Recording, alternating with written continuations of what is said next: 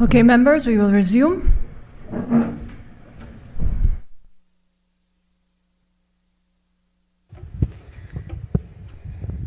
Thank you, Madam Speaker and colleagues in this House. Thank you for your patience and your support. I apologize to the listening public. I had to take a break. I've had surgery on my leg recently.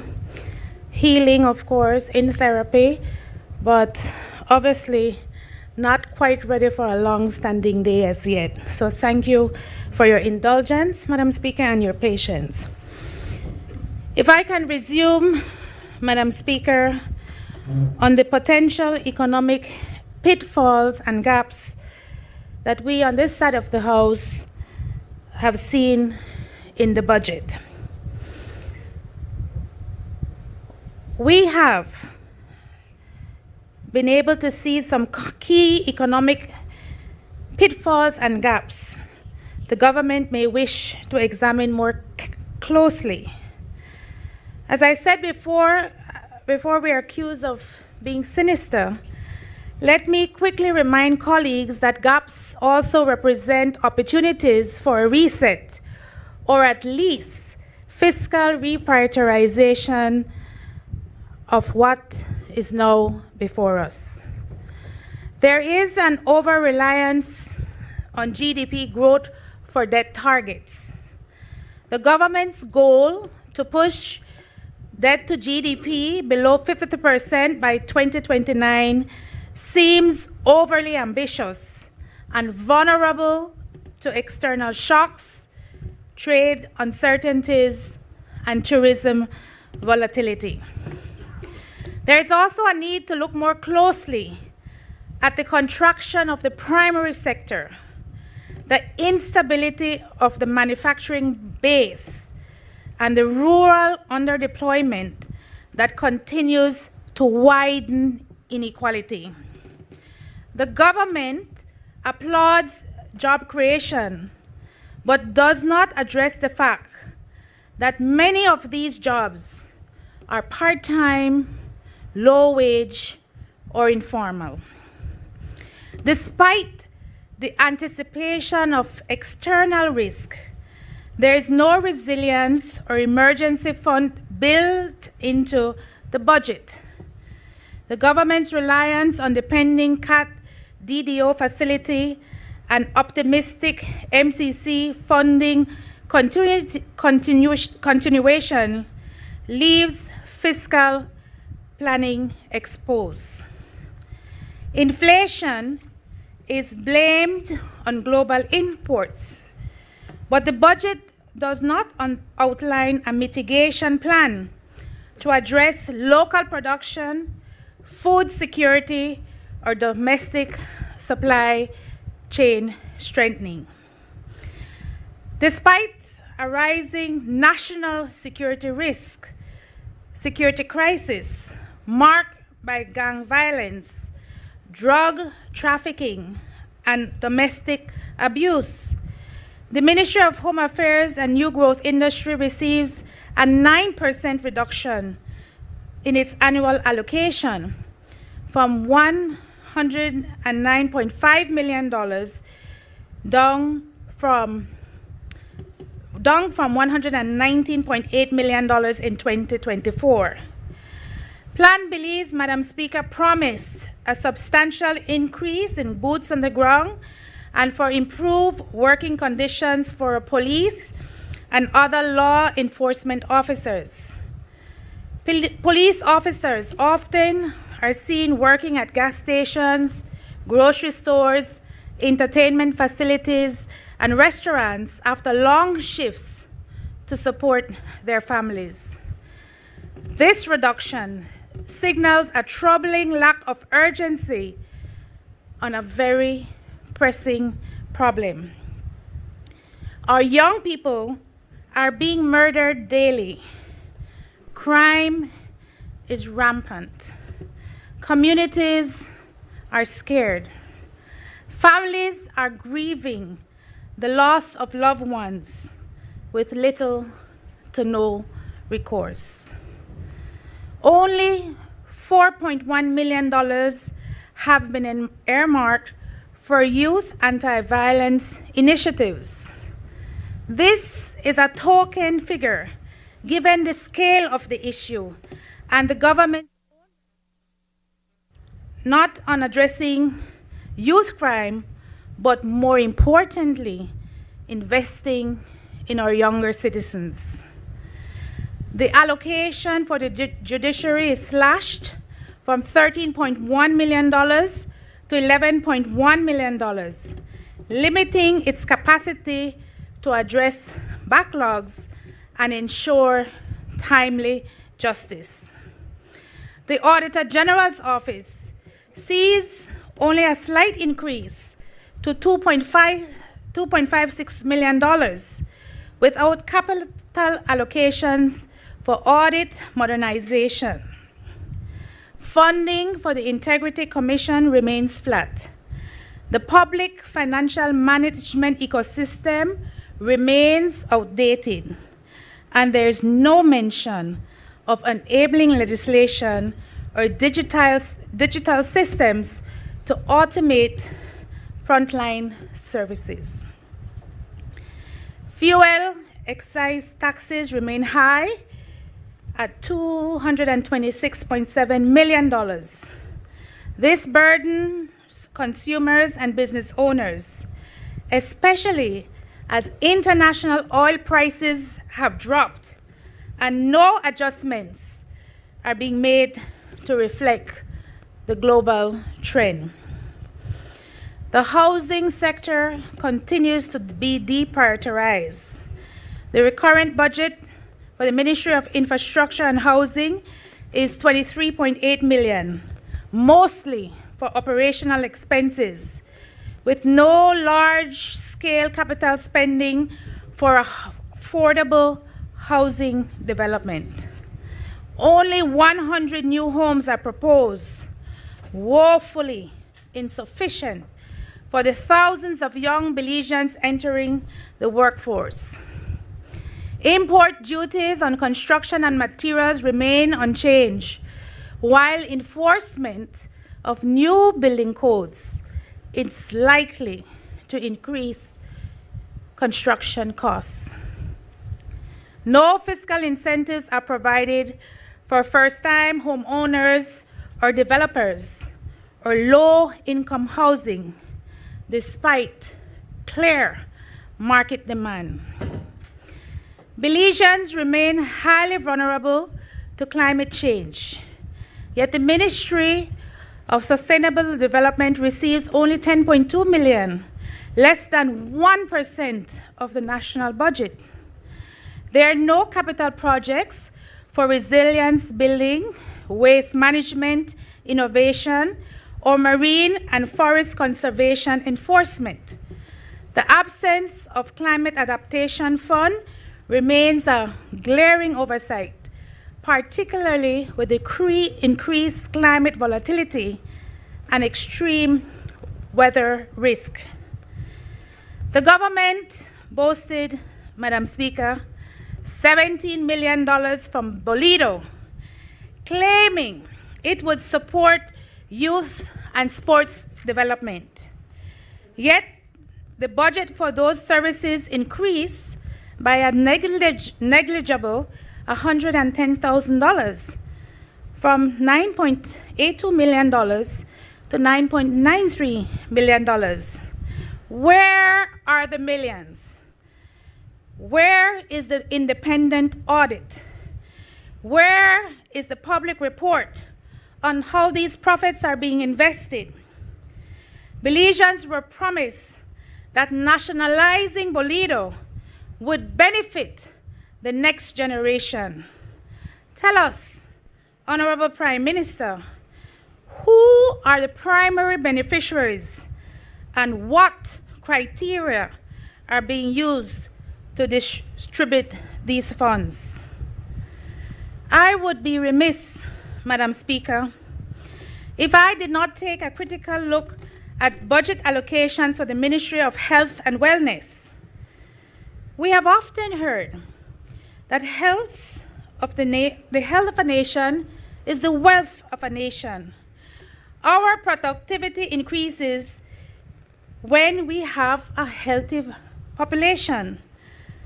They are a vital contributor to our economic growth. Madam Speaker, they say the devil is in the details. Our finding starts with major increases in management staff, a minimal increase in technical staff, exorbitant pharmaceutical and medical supply costs, no investment in primary healthcare services for public institutions, and reduced performance in our national referral and regional hospitals. Madam Speaker, the KPI, key performance indicators in this budget of health, speaks for itself. There are less patient admissions, more bed days, less surgeries, and less diagnostic consultations. Does this signal that our population is healthier? This administration has doubled the spend on pharmaceutical and other medical supplies. Yet doctors and nurses and pharmacists and lab technicians still complain that they don't have the medical supplies and medicines they need to provide adequate services to their patients. We call on the Ministry of Health and Wellness, in this spirit of transparency and accountability, to make public the tender documents for pharmaceutical and medical supplies, and what and who were the individual suppliers who have been given these contracts. While mental health is growing in an overstressed population, there are $0 allocated for investments in mental health facilities and programs.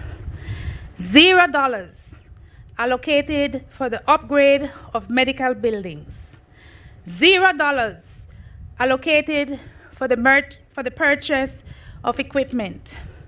$0 allocated for renovations and constructions of public facilities. $0 allocated for maternal and child health care. Grants to KHMH, our only national referral hospital, remain stagnant, with no concern for the growing needs and requirements of this important facility. The recent government $54 million debt write-off for KHMH patients should be an indicator of what is required for service delivery and quality patient care. Madam Speaker, I rest my case. In this budget presentation, Madam Speaker, the Prime Minister stated that the people of Belize, and I quote, rewarded this administration for the second time with 26 seats in this honorable House, and that voters went further. They delivered a massive increase in our share of total votes, all the way up to a historic 68%. End of quote. Facts don't lie, Madam Speaker. PUP, the People's United Party, received 68% of the votes. While I would want to stand up and lament on was in total disarray, that many of our supporters stayed at home on election day, that the ruling PUP was out in full force, with state resources and government giveaways all playing a part in greasing the wheels, it is pointless, Because here we are again with a supermajority on the other side of the aisle. What I will say though, Madam Speaker, is that 68% of the votes do not equal a blanket approval. 68% of the votes is not a blank check. The people did not vote for arrogance. They voted with the hope that things would get better, and they expect accountability, Madam Speaker. That is exactly what they're not getting. Let's be honest. Where in the world do you see a leader, a head of the government, who outrightly refuses to hold press conferences on national issues? Only in Belize, Madam Speaker, only in Belize do we have a prime minister who has been running away from the media for years. As Belizeans deserve to hear from our heads of state, especially during a crisis. It appears to me, Madam Speaker, that this prime minister is placed in a media bubble. We all understand that he's not best when he's off script. His team has an obligation to prepare him, not to hide him, just to avoid embarrassment. Madam Speaker, that's not leadership. That's not transparency. That's not accountability. That is what is best referred to as damage control. We have experienced repeatedly that when our media partners try to do their job, asking tough questions, the Prime Minister shifts into an attack mode, accusing the mainstream media that they have some ominous agenda. Now that's nonsense. The media's job is to question the government, every government. That's democracy. That's how a free society works. Most concerning of all, Madam Speaker, and we have seen it repeatedly, whenever the press does not manage to corner him on a breaking scandal, his response is, I haven't seen the letter, or I haven't read the report, or ask the minister. That's the pattern. Deflect and avoid. Pass the responsibility to someone else. Most recently, when asked about the highly questionable security contract, what did the Prime Minister say? That's something you need to ask the people at the BAA. I know Ian Carl, and that's as far as I can tell you. Next question. Madam Speaker, that is not accountability. I say again, that is deflection. That is disrespectful to the people of Belize. And here's the real issue. You can't keep saying from promise to performance while refusing to answer for the performance. Accountability isn't a slogan. It's not a campaign tagline. It's a responsibility. And no amount of media avoidance or spin will change the truth. The people are watching, and the people are tired of being ignored. Madam Speaker, we owe the Belizean people more than spin and statistics. We owe them answers. The people we were elected to lead and elected to serve expect that the government will look out for their well-being and for the well-being of future generations. It is our duty on this side of the House to hold the Prime Minister and his administration to account.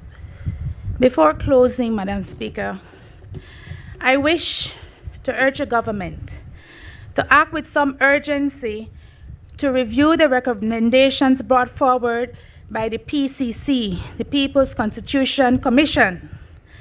It has now been 2.5 years and $2 million of taxpayers' money. The People's United Party has lauded this as the most important exercise to be undertaken by their administration.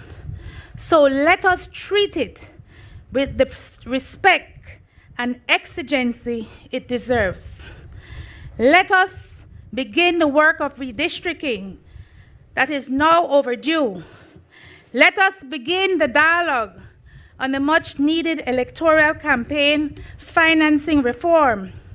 Let us move legislation to have political organizations registered and hold ourselves to the rigor and the oversight we hold our partners in the business community, the NGO sector, and the churches.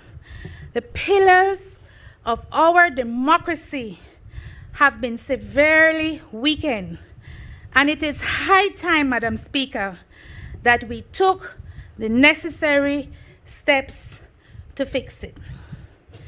Madam Speaker, before closing, I wish to extend my sincerest gratitude to the Prime Minister and his cabinet on behalf of the Albert's constituency for the budgeted allocation we receive via the Constituency Development Fund.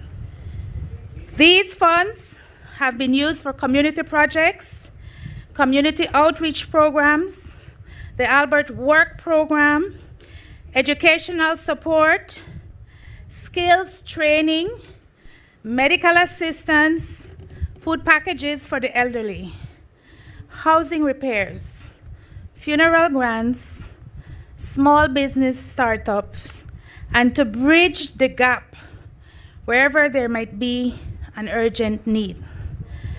Madam Speaker, I can share that we have seen an increase in requests to meet everyday expenses such as rent expense and utility expense, to name a few. I take this opportunity to also publicly acknowledge my colleagues in the Ministry of Education, the Ministry of Health, the Ministry of Natural Resources, the Ministry of Infrastructure Development and Housing, the Ministry of Human Development, who have provided extra assistance when additional support may be required. Your willingness to help those most in need goes a long way in giving us, our citizens, a hand when they need it. They are deserving too, and I thank you for that. In closing, Madam Speaker, the budget presents a sobering reality. While there is some progress on fiscal discipline, there is insufficient investments in the very protections that stabilize lives, reduce inequality, and strengthen national resilience. Madam Speaker, fiscal prudence and balanced budgets are essential. We cannot deny this correlation, but they must not come at the expense of the social contract we have with our citizens. We are not suggesting abandoning economic logic, lest we run the risk of being misunderstood. It is about improving it. Investing in people is not a trade-off against development. In our view, it is the very foundation of it. A budget that delivers clean water but no school meals, that builds highways but not human capital, may be balanced on paper but unbalanced in reality. We must raise our standards, Madam Speaker, and our voices. If I can paraphrase from the poet Khalil Gibran, let us stand together, but not in each other's shadows. For the pillars of our democracy stand apart. We must not just build a nation of roads and ports, but a nation of dignity, of inclusion, and shared opportunity. The United Democratic Party stands ready to offer an alternative path, one grounded in honesty, equity, and service to all Belizeans. This is called responsible governance. The time to act is now. Thank you, Madam Speaker. Let's take the mic off and just give me a few minutes, Deputy, so that we can have the staff take the podium down.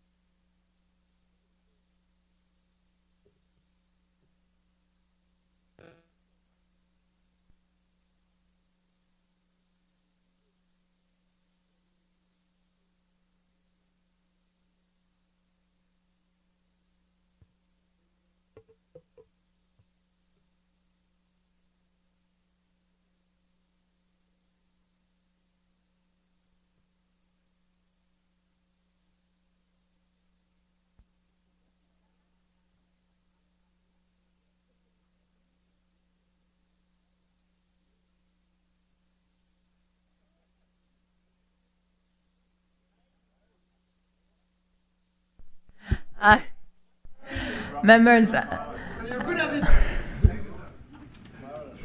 just do know that there's media in the house, and I would hope that most of that banter wasn't caught.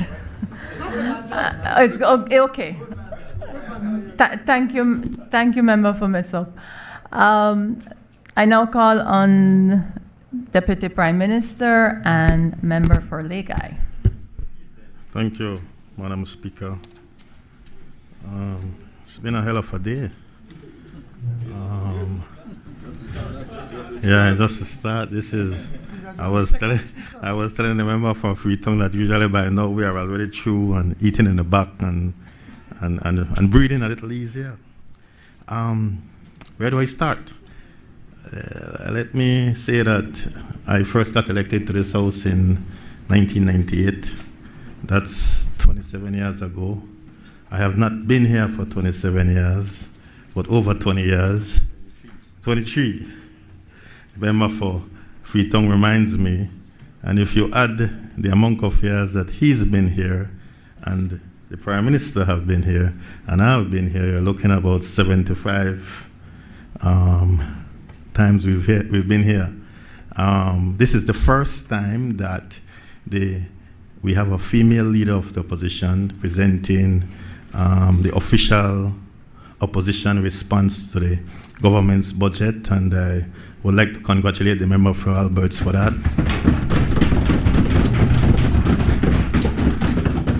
I think it's a big deal. I think it's historic, a giant step forward for women in electoral politics and parliamentary politics, and when you consider that this is only her third general elections victory, and she was able to make history in such dramatic fashion, we must say congratulations. That said, the former leader of the opposition, who I believe is still the leader of the UDP, it's kind of complicated. I have to really think before I say it, but he had the luxury of saying that he wasn't in cabinet during the heyday of the UDP. But the present leader of the opposition doesn't have that luxury. She was there every step of the way. She was around the table every step of the way. She stamped, affirmed, provided imprimatur to all those decisions. She was there to watch scandal after scandal, and she said nothing. There you go. She was there as the last government squandered $500 million of Petrocaribe, whilst people standard of living deteriorated year after year, and she said nothing. And she was there as the last government squandered $600 million of oil taxes, and she said nothing. But all of a sudden, she can see and she can hear and she can speak. I don't know which budget the leader of the opposition was looking at. I really don't know. Ultimately, if you look at this budget, the Ministry of Health and Wellness will get a record budget in this year's budget. The Ministry of Education, Science and Technology will get a record budget in this year's budget. The Ministry of Human Development will get a record budget in this year's budget. Not to mention the Ministry of Youth and Sports. You know, we are putting our money where our mouths are. Not surprisingly, the member of Albert is in full support of the teachers' request for 8.5% and 2 frozen increments. But I need to remind her that back in 2016, when the teachers were asking for a mere 3%, she was not in support. In fact, I could recall on TV watching her going school to school, classroom to classroom in her constituency, urging the teachers not to strike. That was 9 years ago, and the teachers were asking for 3%, and they had to strike for 11 days. But now we fast forward to 2025, and not surprisingly, she is in full support of the 8.5% and the frozen increments. What a difference time makes. But Madam Speaker, enough about all that. You know, Madam Speaker, and may I refer to my notes, as we usually do in budget debates. I read somewhere that in life you have to understand 2 things. That those who love you will see you with their heart and attribute qualities to you beyond what you actually possess. So you must take those compliments and blandishments with a grain of salt. And those who don't want to love you will never be satisfied, no matter what you do, even if they say otherwise. So you must also take their criticisms with a grain of salt. But you didn't need to hear all of that to know that the people on the other side don't really have love for us. Nothing we do will ever be worthy of their commendation or compliment. To them, everything we do on this side is the work of the devil, and everything they do on the other side is the work of the gods. Truth is, Madam Speaker, no budget is all good or all bad. It's always a mixed bag. Madam Speaker, I rise not against others, but for the people of Belize, for the people of Lake Independence in particular. I rise here to pay tribute to the men and women of the public service who work tirelessly and endlessly to make this budget 2025-2026 possible. I rise in support of this budget, the biggest in post-independence Belize.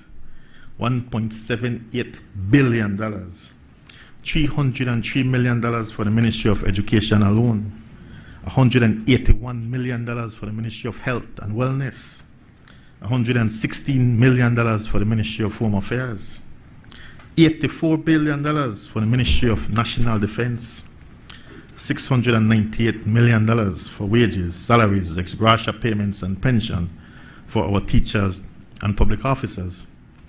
We are putting our money where our mouths are.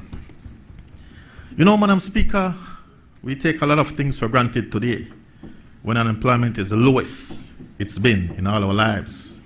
We are issuing thousands of house lots and building hundreds of quality cement houses. And we are providing free education to thousands of high school students. And we are rolling out NHI all over the country. So we forget that when we took over in November 2020, it was the absolute worst of times. It was in the middle of COVID, and tens of thousands of Belizeans were not working, and hundreds were dying, a total of 685. And we had to be borrowing $1 million a day just to pay salaries for teachers and public officers. We were on the edge of the economic cliff. We were facing a most uncertain future. But the Prime Minister led, and the rest is history, as they say. And yes, he delivered the blue bond when many were saying he couldn't. And yes, he opened up the country in the throes of COVID when the experts were saying he shouldn't. And yes, he raised the minimum wage to $5 when many were saying he wouldn't. But he did something we don't talk about enough. He did arguably the most nationalistic thing we did in that first term. The man took back the Bolo from Brads and the UDP. He took back for we Bolo. You notice they said nothing about Belizean Beats. You know, not even a word to Brother Boots to say, man, you're gone too far. You need to do the right thing and give back that thing to the people of Belize. You're gone too far, Brother Boots. You're gone too far.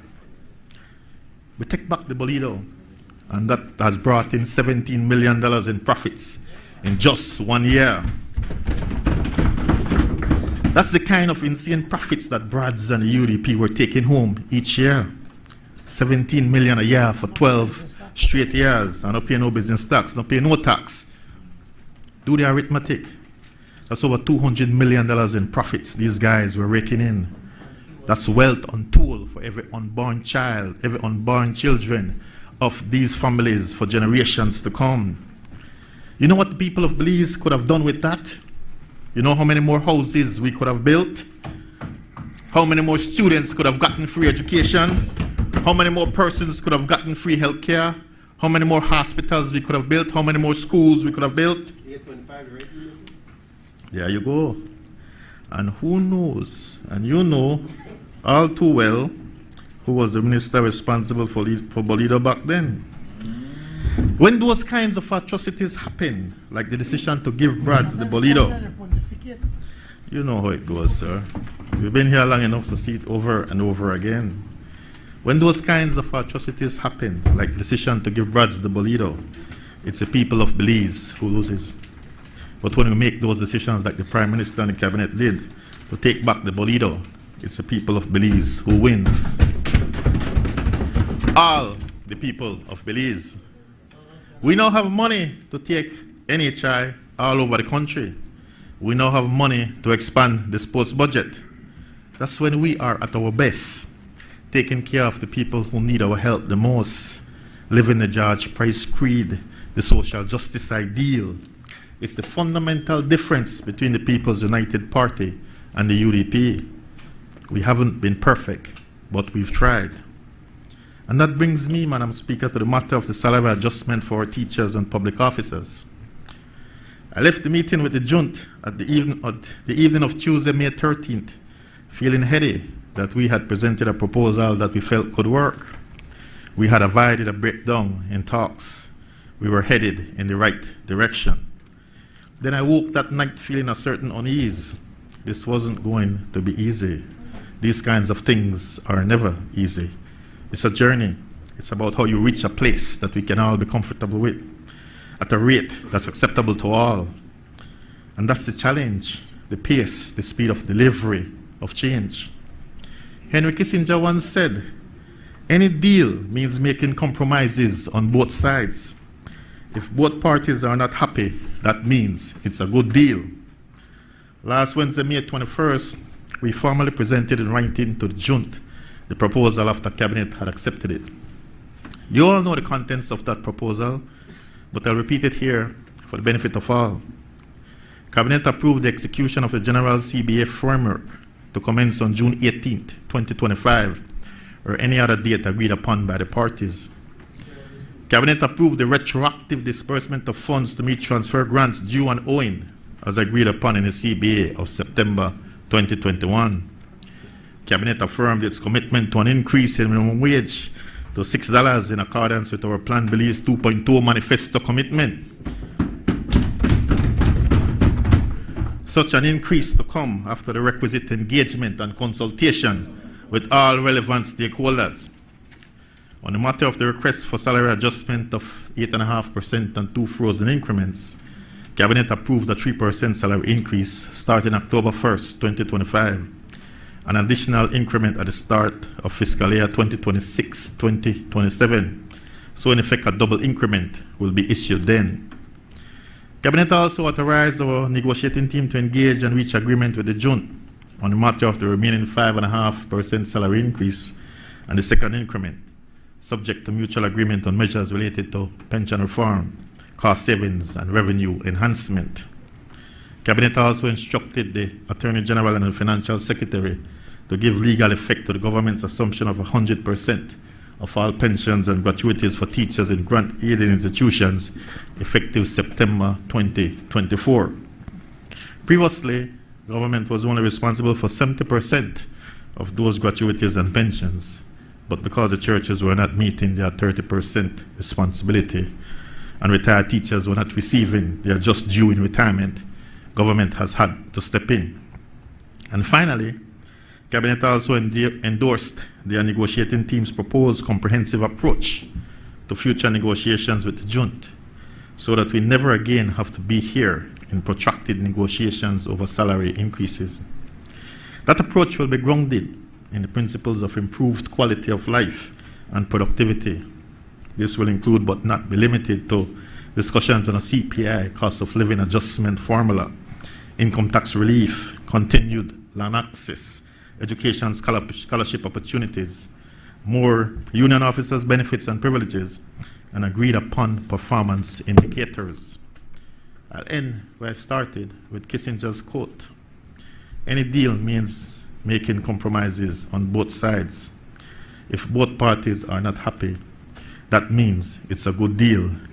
I remain hopeful. I remain firmly rooted in my belief in the African way. We talk until we agree. We await the formal response to our proposal from the Joint Union Negotiating Team. Madam Speaker, this budget has earmarked another $5 million for housing. Last fiscal year, we spent $7.5 million. And just last week, we proudly handed over 50 starter houses to teachers and public officers at Highland Estates, right here in Belmopan.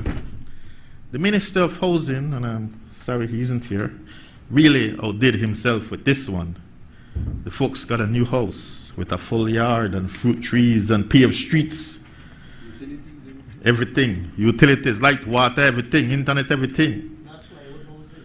No, concrete starter houses, so we don't build plywood houses. The minister built a community where there was none. He made life where there was none.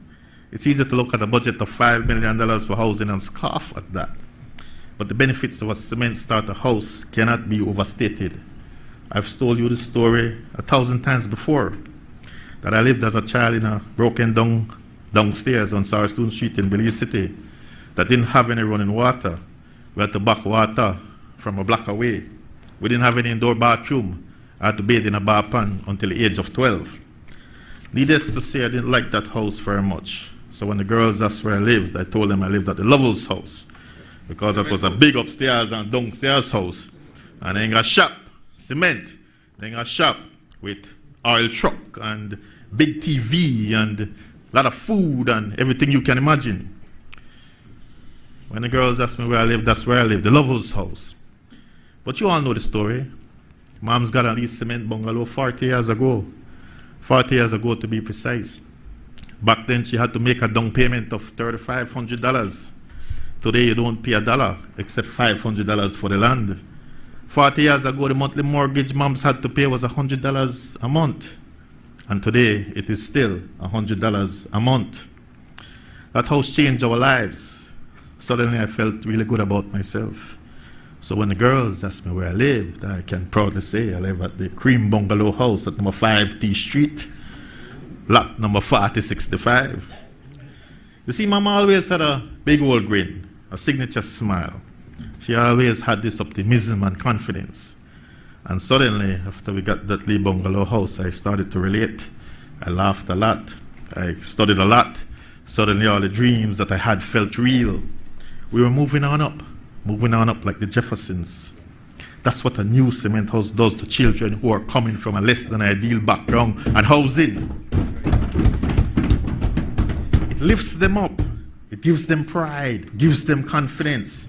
They start believing. They start seeing the possibilities. They start studying harder. They start feeling like they belong. Kids who move into these new starter houses do better in school. We can't build enough of these houses. Minister of Housing, thank you very much for gracing us with your presence. We can't do this for enough families. Every time we give a family a starter house, Madam Speaker, we're doing God's work. We're lifting up people who don't have. We're doing social justice work. We're doing George Price's work. We're making him smile.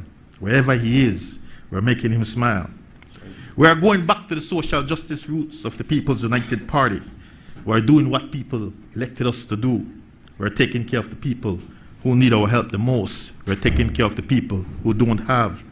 We are ensuring that your quality of life is better than it was before, that your children can dream dreams they probably never had before. But what's more, they can live out those dreams like they never could before. This is the PUP government at its finest. This is a social justice government we envisioned.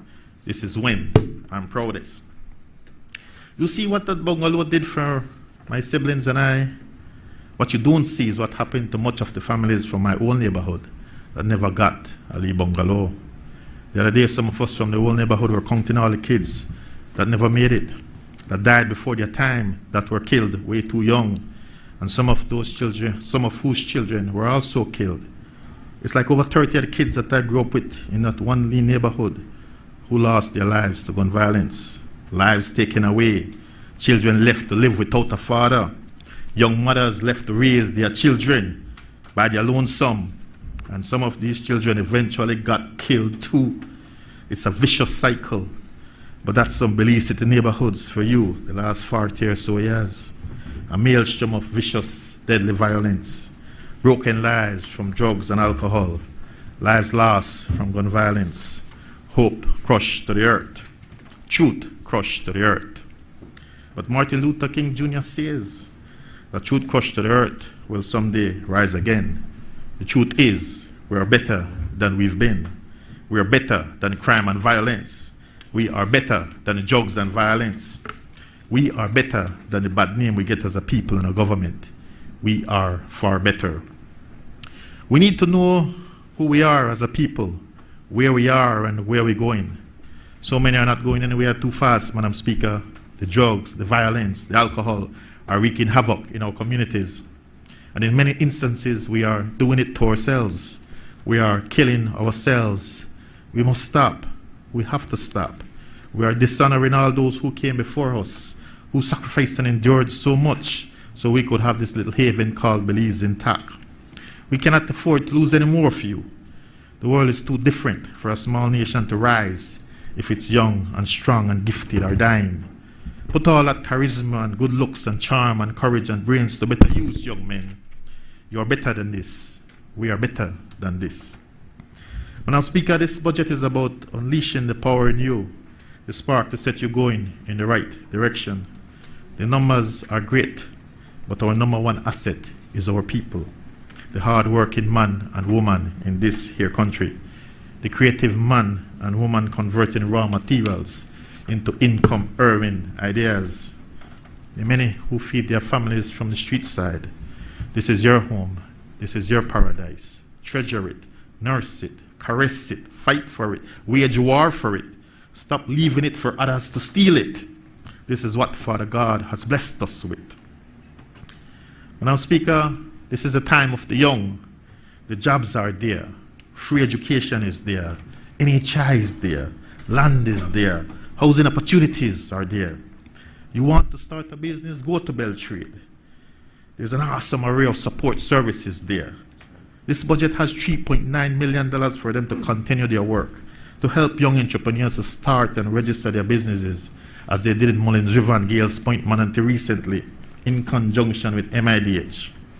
A total of 80 businesses were formalized, 21 from Mullins River and 59 from Gales Point, Manatee. The majority of the businesses were for persons over 56 years old, though. Can you imagine? Only 12% of the businesses started were for those between the ages of 18 to 25. Don't let this time pass you by, young people. Seize the moment. This budget has something for you. That's not to say that you will get all you want all at once. Life won't always be easy. There'll be bumps in the road, but you have to embrace the struggle and the journey. Struggle, I dare say, is a beautiful thing. This budget is about keeping our children in school. 21 high schools now have free education. All the high school students in Stan Creek and Toledo District are fully covered, Minister of Education. 41% of all our high school students are covered. Our kids have no reason to drop out of school anymore. School fees paid, uniforms provided, books provided, meals provided. All our kids have to do is show up. There's no reason to join any gangs and study. And study. Just study hard and make something of yourself. The most successful people in the world are not the handsomest or the prettiest. It's the people who work the hardest. These young people have to break the generational poverty. And that's exactly what we are trying to do at the Lands Department. Break the generational poverty. Lift people out of poverty like never before. 25,000 house lots issued. 25,000 families who are no longer poor, because we believe that if you have land, you can't be poor. You have an asset of value. You pay $500 for it. It's now valued at $20,000. Down the road, it will be valued more. So now let nobody come try bribe you with a few coins to sell your land. Hold on to your land. What we've done is transferred wealth to the ordinary people of this country. It's called transfer of wealth from your government family to your family. $500 million wealth transfer. $500 million in just 4 years. This work enough to make the government boast about the numbers though. Your land might need a road, might need a light, might need access, but your land, that for you, that your land is your wealth. And with your land title, you can take that to the bank. You can send your child to college. You can start your own business. You can take care of yourself in a medical emergency. You can build your house. You can grow stuff upon your land. You have no reason under the sun to go to any pawn shop or any of the quick loan shops that want your arm, your leg, your heart, and your soul for a small loan. Join a credit union, folks, and start off on the road to a life free of poverty. This year, we will spend an additional $2 million on surveys. That's in addition to the $3.9 million we spent last year and the $2 million we spent the year before. In other words, more house lots to come. Trouble. Something like that, though. And speaking about lands, coming soon in the weeks ahead, we will have our long-awaited national land use policy and comprehensive real estate legislation. Our draft real estate legislation, which we call a property agents bill, is presently at the Attorney General's Ministry for review. Once that review is complete, it will be presented to Cabinet for approval to begin a comprehensive consultation with all stakeholders. We believe this bill will finally address all those renegade real estate agents and land agents and will help to rebuild and restore public trust and confidence in the property sector and the system of land administration in this country. Unlike several other professions, vocations, and trades, there has never been any law enacted to regulate the players in the property sector. The proposed bill offers a balanced and comprehensive framework to govern all types of property agents and property agency work defined in the bill. It includes, among other things, requirements for professional qualification, continuous professional development, and registration and annual certification to ensure competency and accountability, the introduction of rules of practice and codes of conduct to ensure transparency, consistency, and honesty, and the establishment of mechanisms to ensure effective implementation and enforcement of the law. But again, this will all be subject to comprehensive consultation.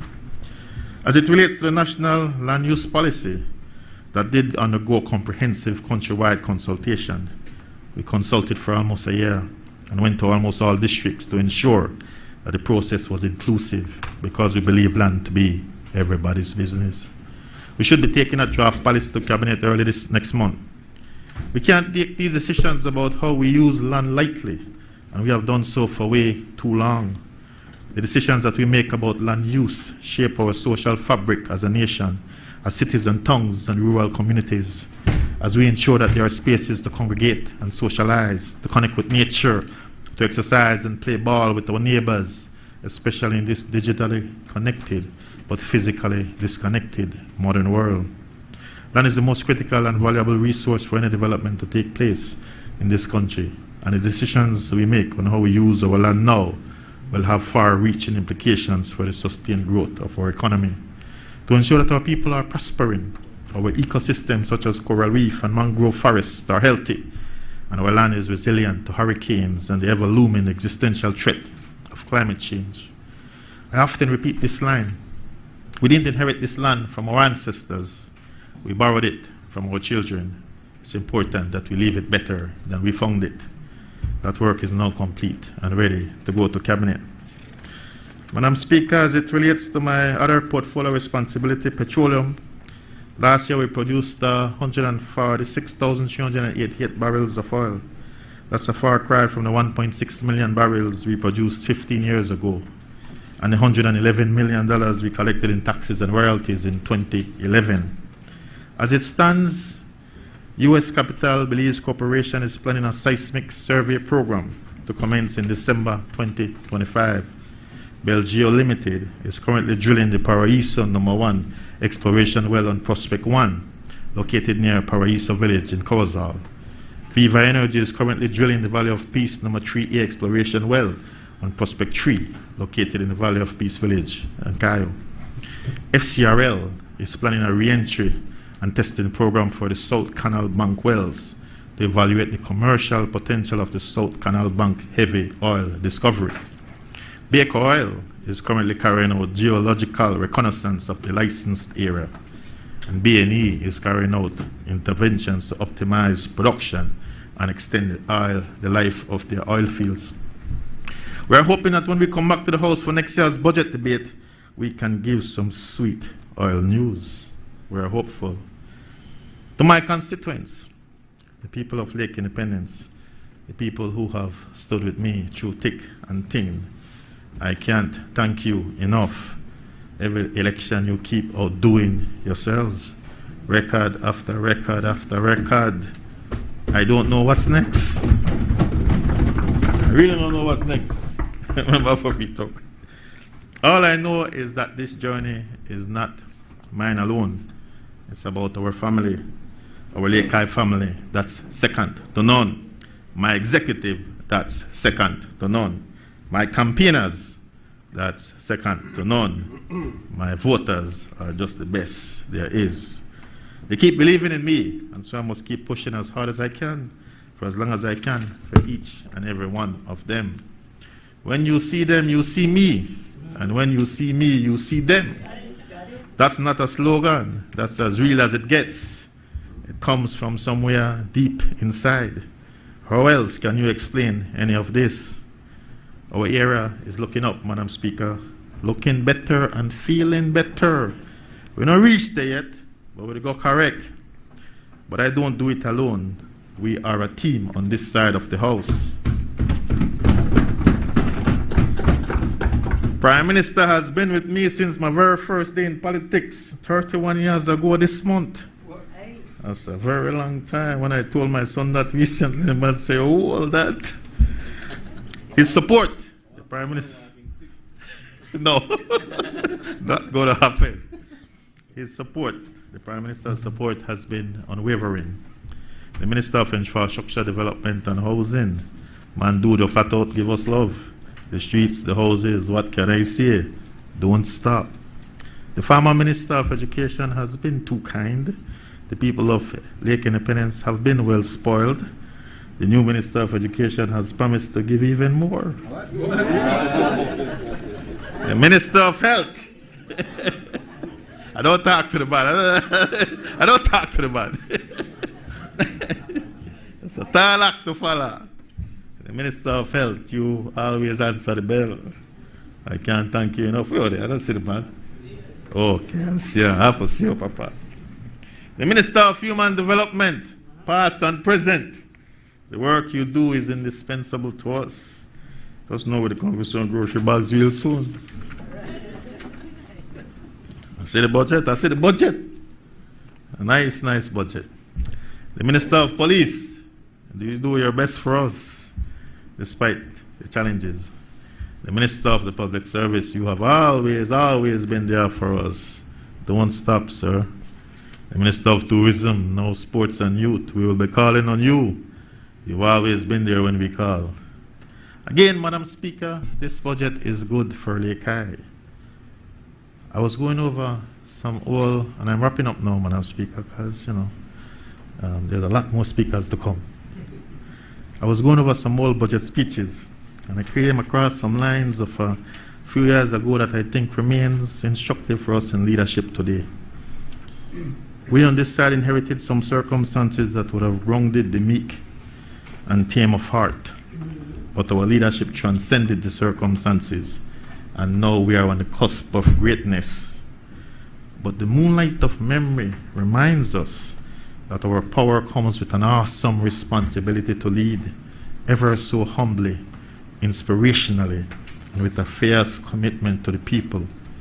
We cannot lead by coercion. We cannot be derailed from the values that got us elected.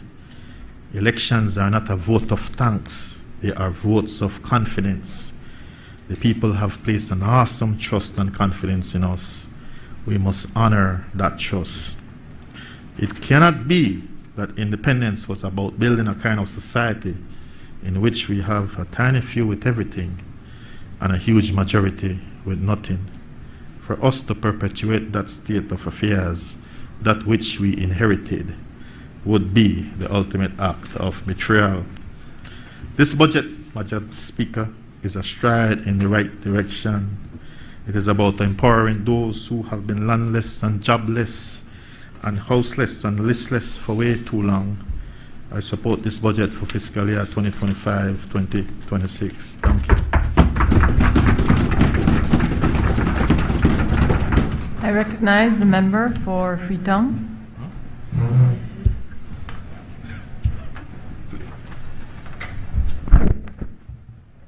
Thank you, Madam Speaker. Madam Speaker, I rise on behalf of the good people of Freetown to support this budget for fiscal year 2025-2026. And I want to talk, of course, about Freetown, and I want to talk a little about the budget and, of course, my own responsibilities, portfolio responsibilities. But I want to start, Madam Speaker, by reflecting a little on the presentation from the Leader of the Opposition. And of course, I want to start by joining with my good friend, the Honorable Member for Lake Independence, in congratulating the Leader of the Opposition on her historic appointment. I think we are very proud in the People's United Party to be a part of a government that understands and appreciates the role of women in leadership, and that is reflected in many different areas, many different sectors. So we like to think, and I know the former Minister of Human Development, who is a strong advocate for women and leadership and women in politics. We like to think that, we in the People's United Party create the kind of environment for these things to happen, for these historic things to happen. After all, it was George Price, who appointed the first woman Governor General of this country. I believe it was the Right Honorable Said Musa appointed the first woman Speaker of the House and first female President of the Senate. And many, many other areas. It could go on and on. But the point is that we're happy to be a part of this historic achievement for the member for Albert. And we congratulate her on that achievement and wish her well. You know, I have to say that I was very disappointed with her presentation. She started out saying that she had a stated desire to differentiate herself, stated desire to be different than her predecessor, right? Which would not have been too hard, but she failed to achieve that. She said we're not here to just criticize and oppose, right? We're here to be fair and balanced and so. But the absolute betrayal of that desire, as the stated desire, was almost immediate when she started to talk. What followed in her presentation was the usual empty, hollow rhetoric. This dark, meaningless rhetoric, which offered no vision for the country, not one plan for the country. She said nothing about what the UDP could do and would do. No plan for the country, no vision, no ideas, no solutions. Typical UDP. So in my view, it was a very weak, a very lazy response. And I say that before anybody say, oh, you said a lady, weak, lazy. I said that about the former leader too. His responses were always weak and lazy. No thought or effort, that's what I mean. No thought or effort had gone into the preparation of their presentation.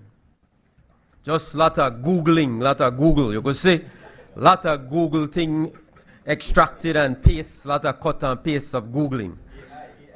Yeah. Chat GPT, you know. Yeah. so yeah. That's a diplomatic way of putting it, Minister Zabune. So, you know, very disappointing. And, you know, it's even two members of her team on the other side already got a slim lead team over there, a MAGA team over there. And two of them couldn't even bother to show up today. Two of them could not get themselves out of bed today to come and hear the leader of the opposition deliver her first, they call it, you know, historic presentation of a leader of the opposition. Two of them could not even get themselves out of bed to come here today to do their job on behalf of the people they represent and listen to the leader of the opposition. What a shame. What an absolute shame. We thought we had passed that in the last 5 years when we had one representative from Queen Square who never bothered to show up. Total disrespect for the National Assembly, disrespect for the people of Belize. And now it seems to be continuing under this current, no, not for Queen Square, with two others when they show up. That's my point. So, I think, Madam Speaker, you know, a final thing I'll say about the leader of the opposition's response is that it really, I think, reminded all of us of what the Belizean people, I think, dislike the most about this current incarnation of the UDP is the hypocrisy. Hypocrisy. They want to find fault with everything, as the member for Lake Independence said, they want to find fault with everything the government does. But when they had the opportunity, when they had the opportunity when they were in power for 12 long years, what did they do? What did they say? You know, when the member for Lake talked extensively about the Bolo, passionately talked about the government taking back the Bolo. What did they do? What did they say when Brads and his partners, we know who was his main partner, right, were collecting millions and millions of dollars at the expense of the Belizean people? That's right, we know. And money, you know, as the member for Lake, I said, money for NHI, money for sports. That's what we're going to do, invest these monies. When they won, former Prime Minister talked about corruption at Lands Department. What did they do? What did they say? What did the leader of the opposition, who was right there around the table, every step of the way, what did she have to say? That's the hypocrisy of this UDP. No housing program. They come here today and have the audacity. And I know my friend, the member for Cayo South, will deal with them. He's holding back, waiting for Wednesday. But they had no housing program, absolutely no housing program. And they have the audacity to come here and criticize this government's housing program, which is uplifting so many families and communities. Corruption at the Ministry of Works, who remember that? It's infrastructure development. They had one favorite contractor, right? Got every single contract. Every single contract. Yeah, over $250 million worth of contracts. Who can forget the Penna in immigration scandal? Penna, right? There's so many of them we forget. We have to remind Citizen Kim, right? To a passport delivered to a man in a jail, right? Imagine. So much hypocrisy, Madam Speaker. But you know, let me move on from the UDP. And let me say that I am proud, as I started out by saying, to stand here on behalf of the people of Freetown to support this budget.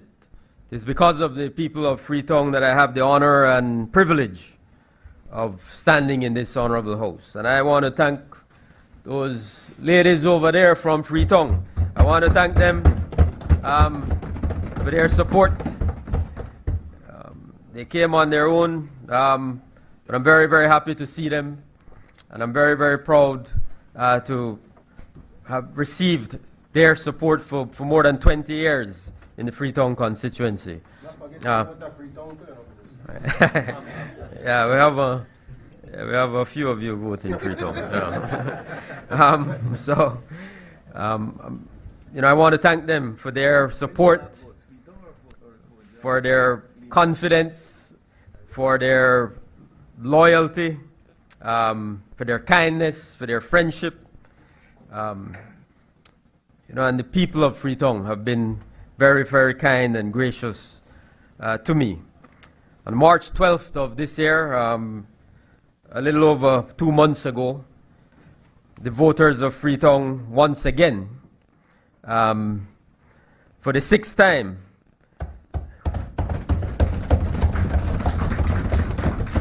came out on election day and overwhelmingly gave me and the People's United Party their support.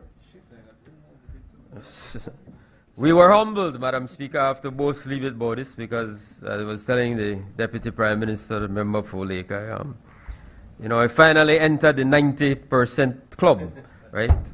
Receiving 90% of the vote in Freetown. It took us 6 tries, but we got there.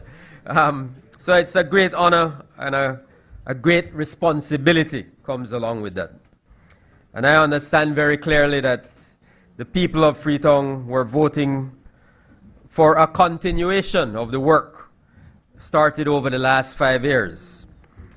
Our people, of course, need access to land. They want more access to housing, education assistance, food assistance. Of course, we always want better infrastructure and drains. Some are still seeking employment opportunities. They all of us as citizens of Belize, we want to live in a peaceful Belize, free of crime and violence. And so the people of Freetown understood that this government under the leadership of Prime Minister Briceño, we were delivering on all of these areas that I mentioned, all of these areas. And again, I place on record my gratitude and appreciation to the Prime Minister and all of the members of this side, all of the ministers, for their support for the people of Freetown in all of these different areas. So people came out on March 12th because they understood that we were making progress as a nation, that we were working hard every day, and they wanted to see that continue. And so they gave this government, under the leadership of Prime Minister Briceño, a resounding new mandate to implement Plan Belize 2.0.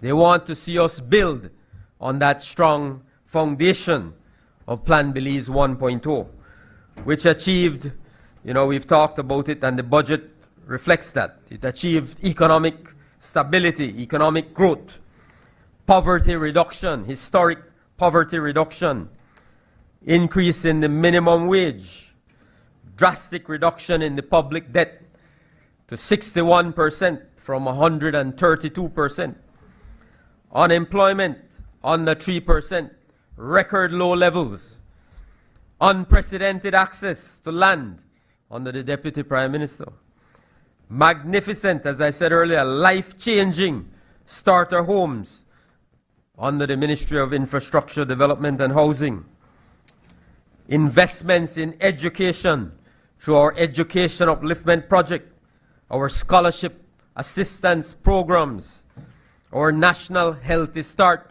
feeding program. Talk about investing in our people. Social investment, unprecedented levels. The Connect Ed program, where over 200 schools, more than 200 schools, were connected to high-speed internet access.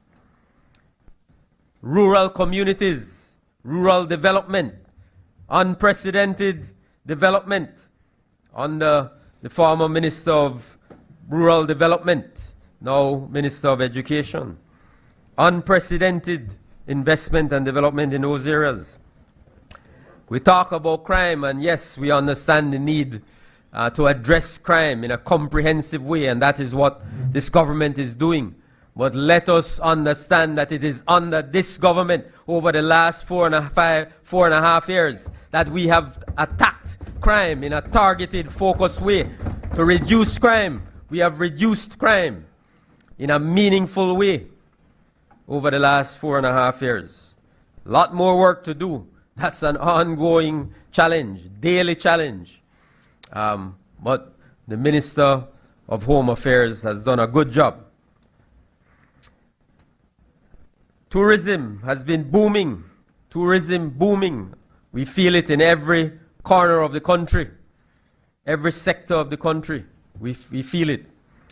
Tremendous work being done by the team, BTB and the entire team. Great work. The private sector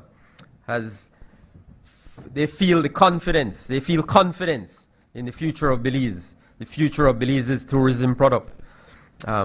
So great work there. Agriculture, we have been done tremendous work in terms of food security, enhancing our food security as a nation. The NHI expansion program, I'm very pleased that we were able, under the last administration, the last term, we were able to expand the NHI to Freetown, to the north side of Belize City. So we'll have universal coverage shortly when we cover the Cayo district, which will be completed this year, in this fiscal year. We talked about the Bolo revenue already, the over $111 million from November of 2020 2003 to November 2024, $65 million over 2022, when the UDP cronies controlled it. So, Madam Speaker, we are very proud of our record and the work done, but we know only too well that much more remains to be done. Allow me now to try to briefly talk about areas of responsibility: foreign affairs, foreign trade, immigration, and culture. In terms of foreign affairs, Madam Speaker, these are challenging times. There's no two ways about it. If we think that the years past have been fraught with crisis and tensions and a lessening of international cooperation, the outlook for the year ahead is even more challenging.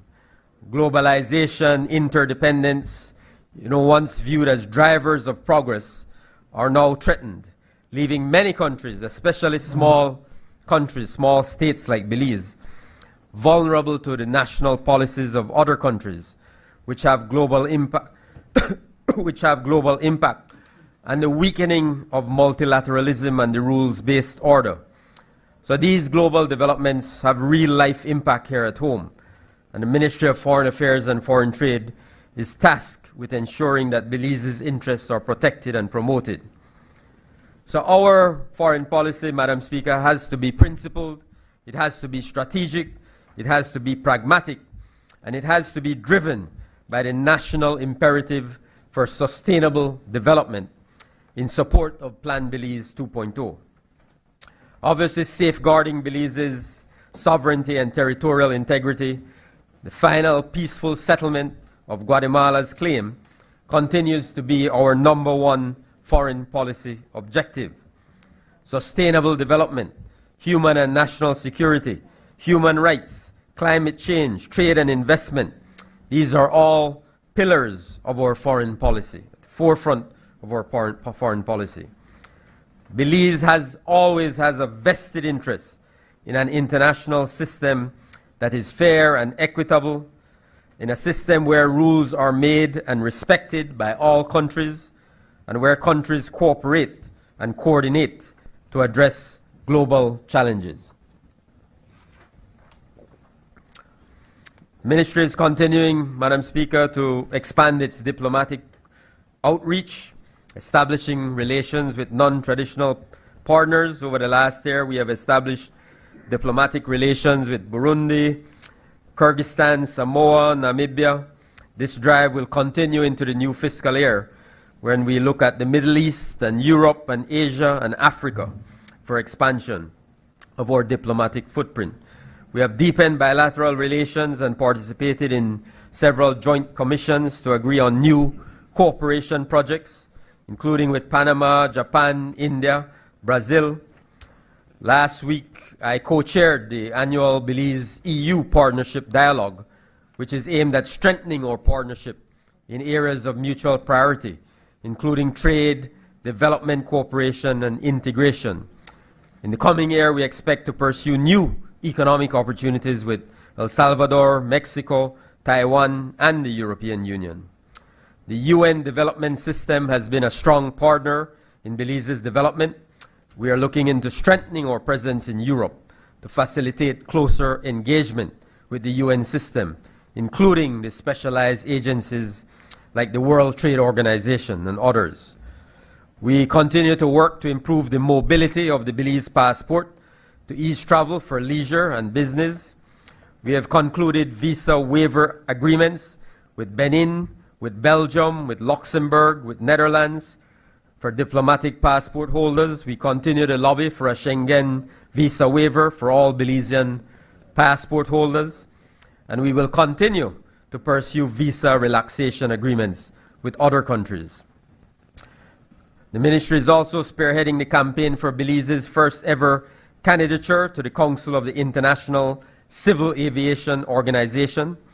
Once elected, Belize would be a part of the development of rules, norms at the only multilateral aviation organization. In terms of Belize and Guatemala, Madam Speaker, let me say that The bilateral relationship with Belize, with Guatemala, is of singular importance, both because Guatemala is our neighbor and because Guatemala's claim to Belize must be finally and peacefully resolved at the ICJ. The political relationship, let me just say that the political relationship is a very, very good one at the political level between Belize and Guatemala, in no small part due to Prime Minister Briceño's own engagement with the President of Guatemala, President Arevalo, with whom he has developed a good working relationship.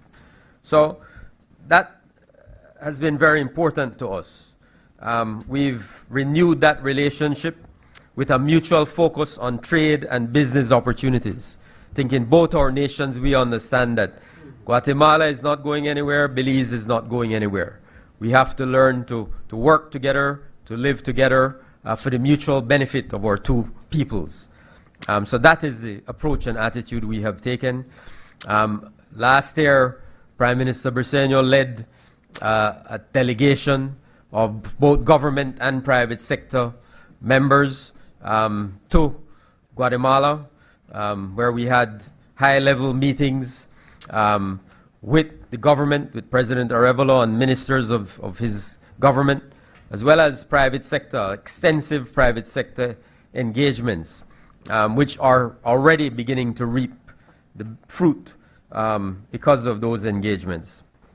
We expect investment team and a trade delegation from Guatemala to visit Belize as well sometime this year. We've resumed work on the Joint Commission, which oversees cooperation and strengthening of the bilateral relations, and we will intend to continue to pursue that with vigor.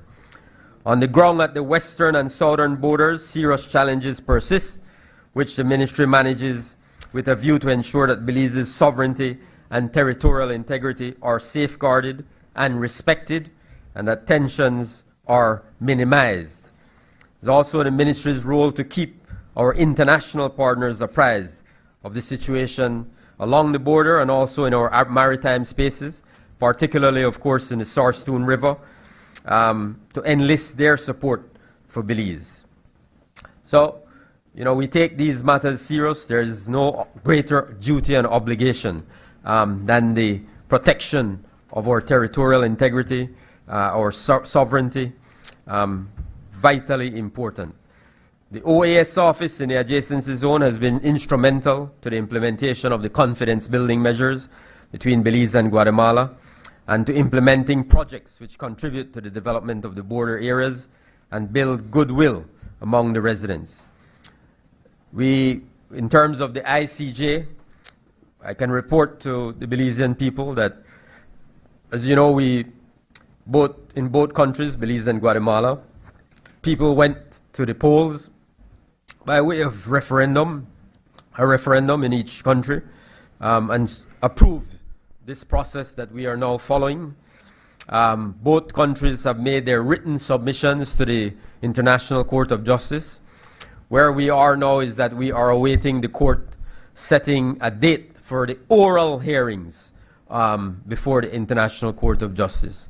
We are hopeful that that date will be set sometime, hopefully in next year, and we will be able to have the oral hearings. And after the oral hearings, of course, we will have to await the decision of the court. So it is expected that that decision will happen sometime during this term of our government. And the Ministry of Foreign Affairs has oversight both of the legal preparations of the case as well as the planning for the post-judgment phase.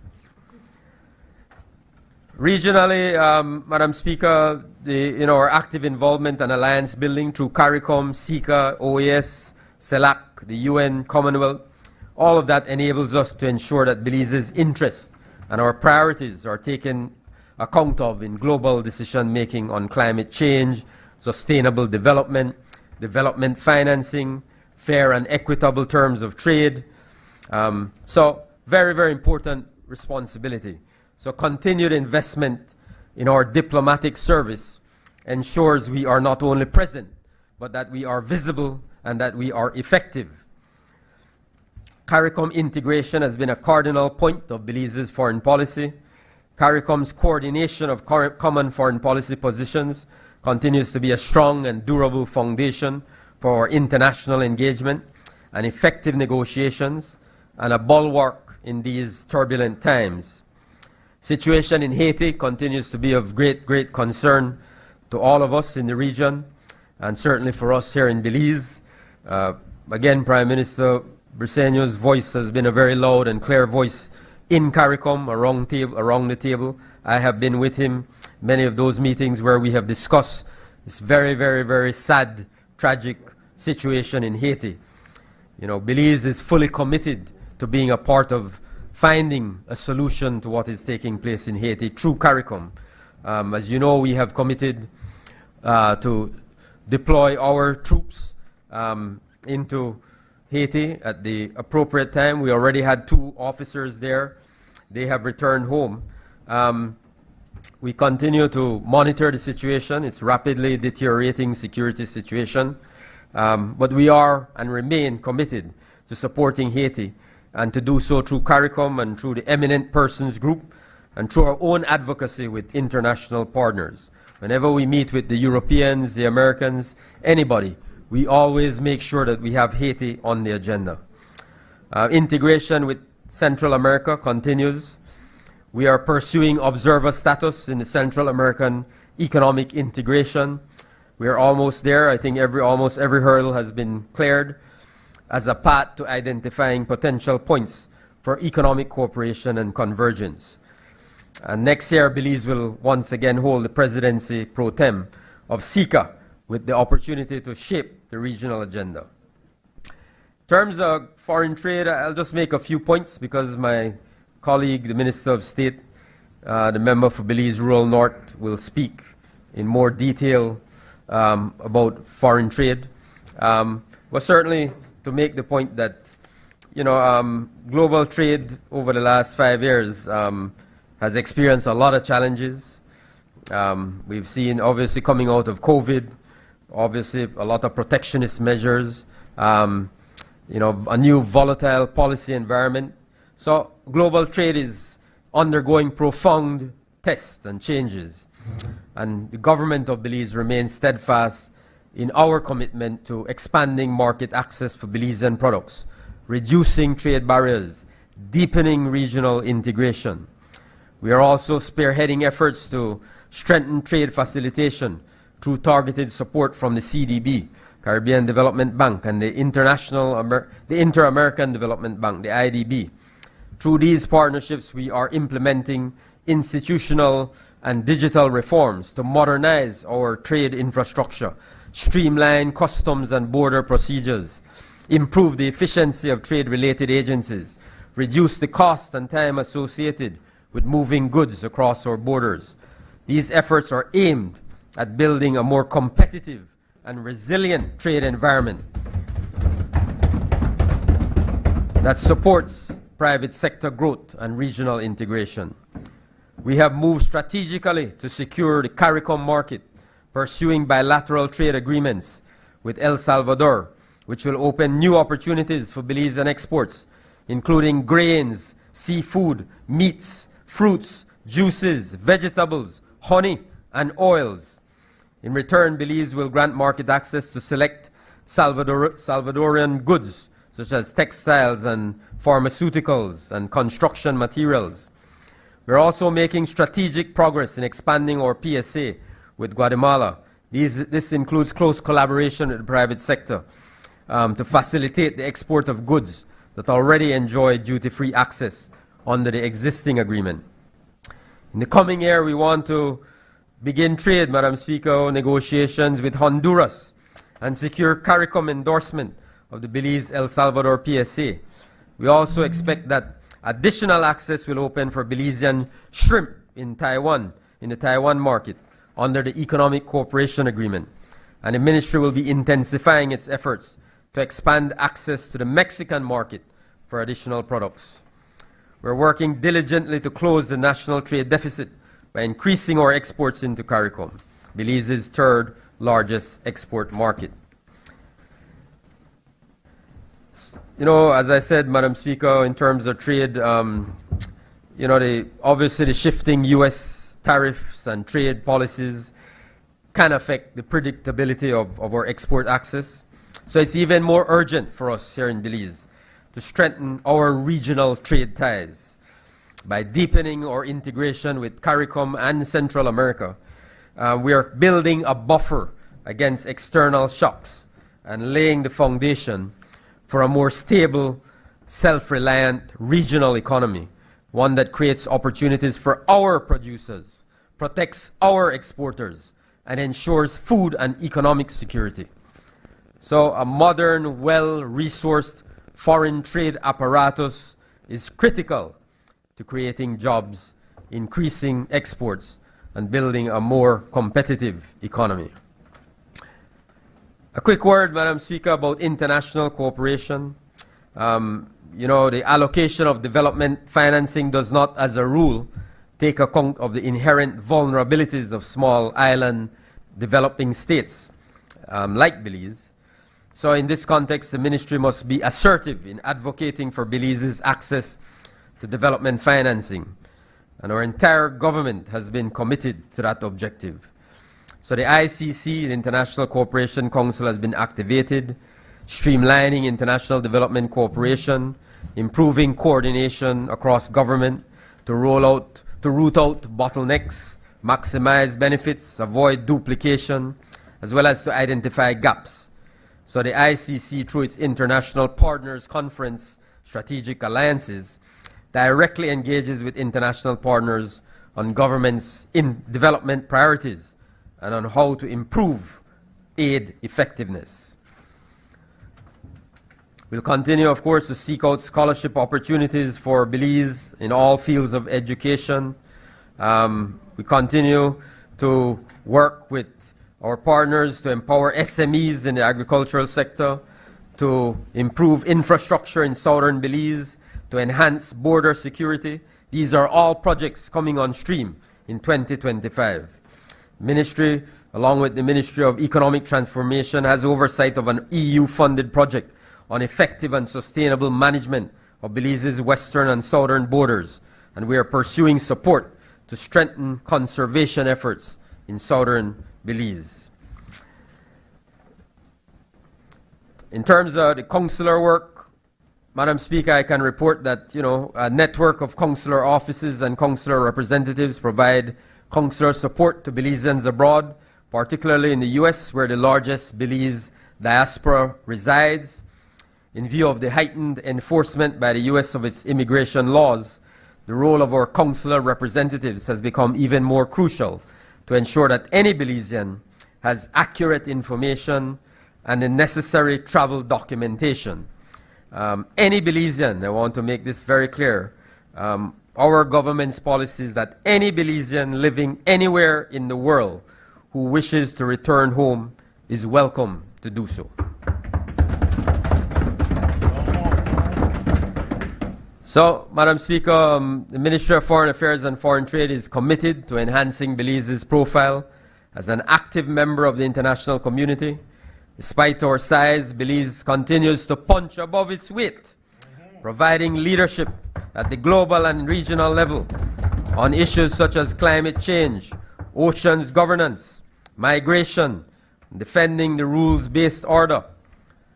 Continued investment in the Ministry of Foreign Affairs and Foreign Trade is an investment in Belize's future, our economic resilience, our global credibility, and our national security.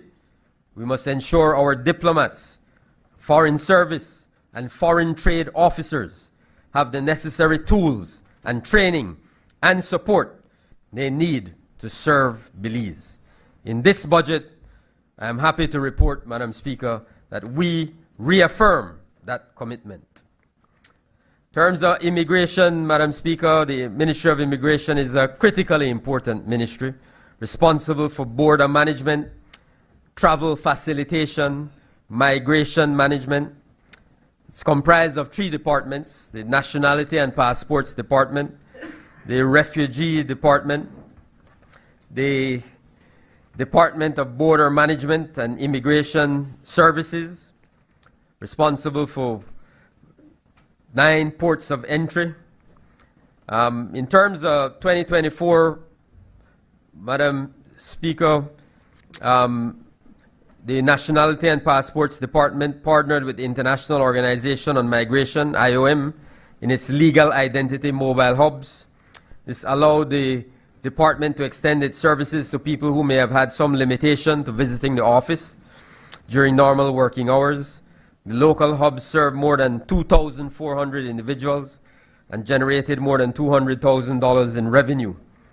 The ministry transferred this idea of mobile services to the diaspora, and in collaboration with the Ministry of Foreign Affairs, took its passport and naturalization by descent services to 2 major cities in the US with significant Belizean populations, namely Los Angeles and New York. A total of over 1,021 Belizeans were reached, 641 passports and 318 nationality certificates were issued, generating revenue of over $600,000. In collaboration with the Ministry of E-Governance, the Ministry of Immigration launched the e-embarkation forms, the Philip Goldson International Airport, a digital tool that allows travelers to more easily provide the necessary information required for entry and exit from Belize. This digital format, the objective is to make it easier for Belizeans and tourists to complete their embarkation forms, reducing confusion and increasing compliance with immigration requirements.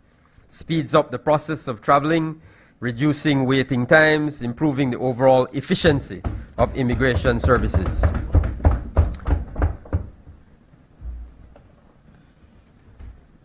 So, Madam Speaker, in terms of the year ahead, we have 2 major overarching goals. There are many things that come under these, but 2 overarching goals. One is to continue the work of digitalization of services, cutting-edge technologies, as we all know, such as artificial intelligence, biometric identification systems, are revolutionizing how immigration processes are managed. These tools are not only streamlining administrative workflows and reducing the risk of human error and interference, but also significantly strengthening data security and identity verification protocols. User-friendly online platforms enhance applicant experience by enabling real-time application tracking and digital submissions.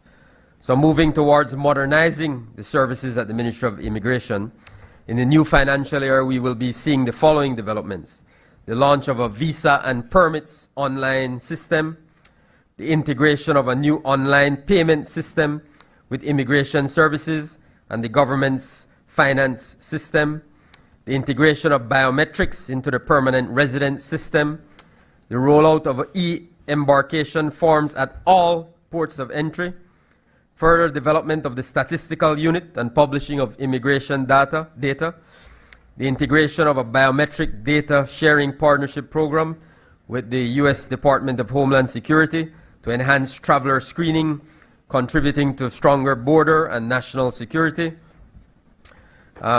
The Ministry of Immigration is also in the final stages of development of a strategic plan.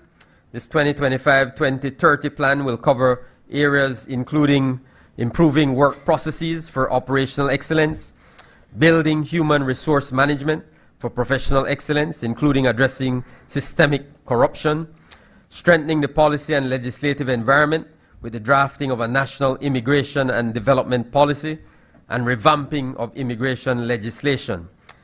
And very importantly, Madam Speaker, just overall improving the customer experience.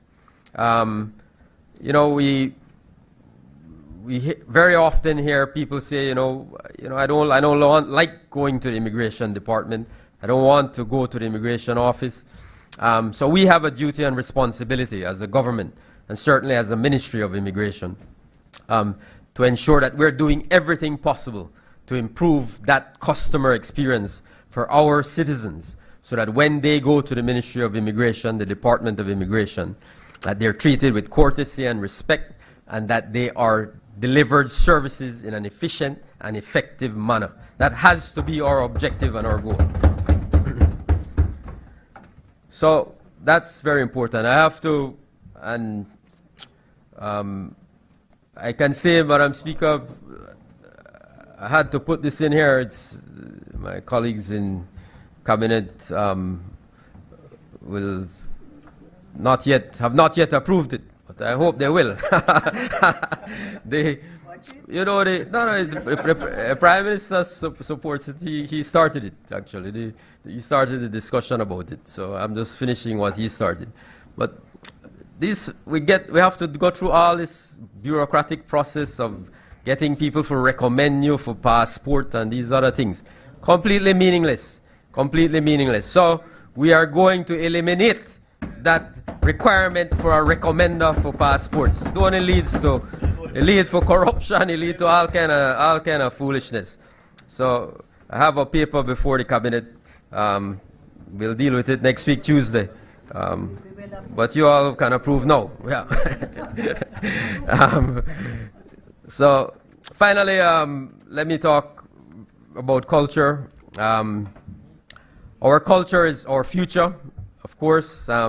Since 2020, under the banner of MORE, our government has committed to cultural liberation, championing more community, more communication, more innovation, more access, more diplomacy, more sustainability. As George Price said in 1965, culture has always been a central plank in every PUP administration. George Price, back in 65, said the good Belizean citizen is co-creating the new Belize. He was talking about culture. 2005, Prime Minister Musa echoed the 1982 Mexico Declaration on Culture. Culture is the whole complex of distinctive spiritual, material, intellectual, and emotional features that characterize a society. Culture is an essential element of the development process. Our Prime Minister Briceño, and this is reflected also in Plan Belize 2.0. He has said, culture is who and what we are.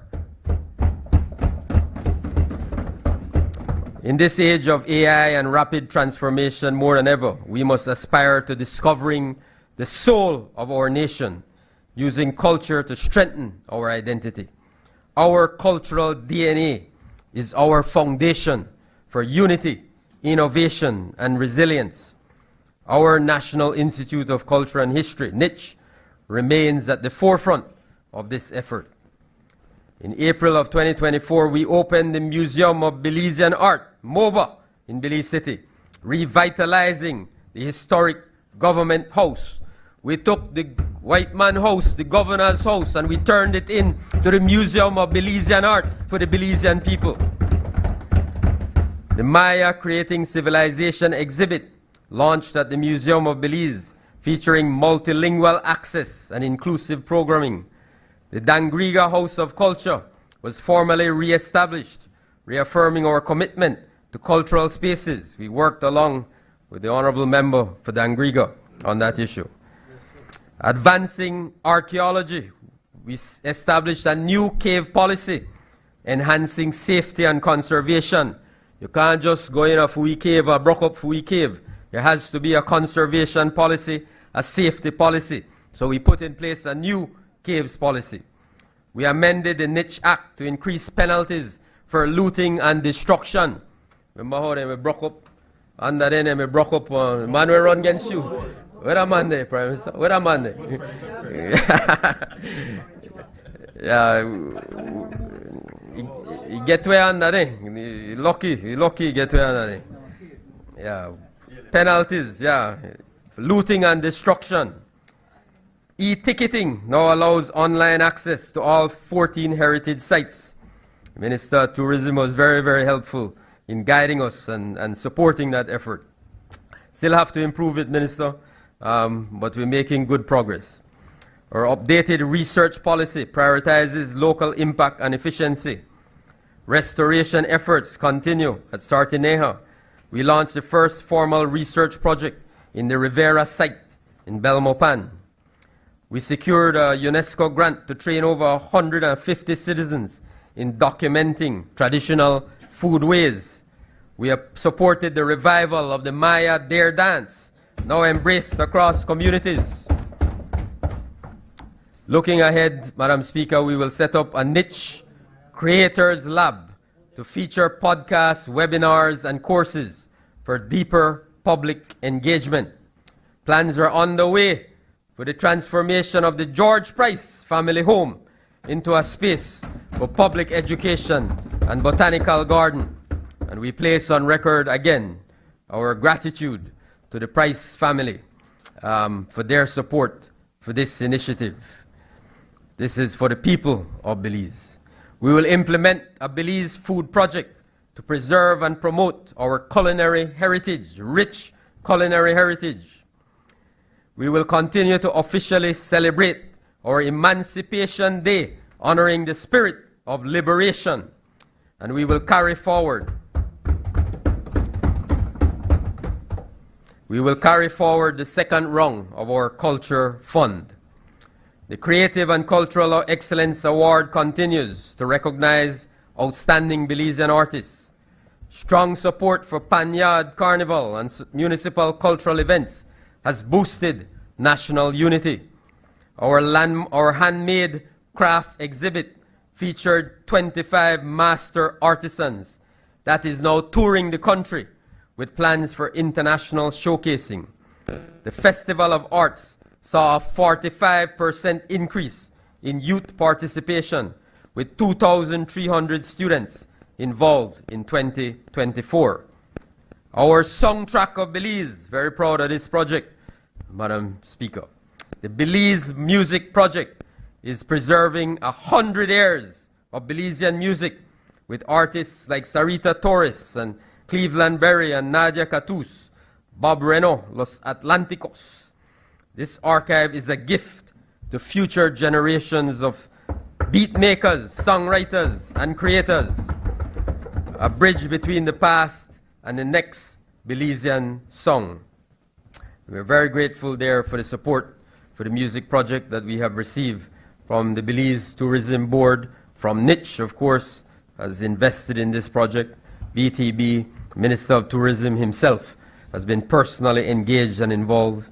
And I know the Ministry of Home Affairs as well has used this project as well to engage young people, as a part of their overall objective of reducing crime. So, beautiful project with tremendous benefits for the future. So, a lot has been done, Madam Speaker.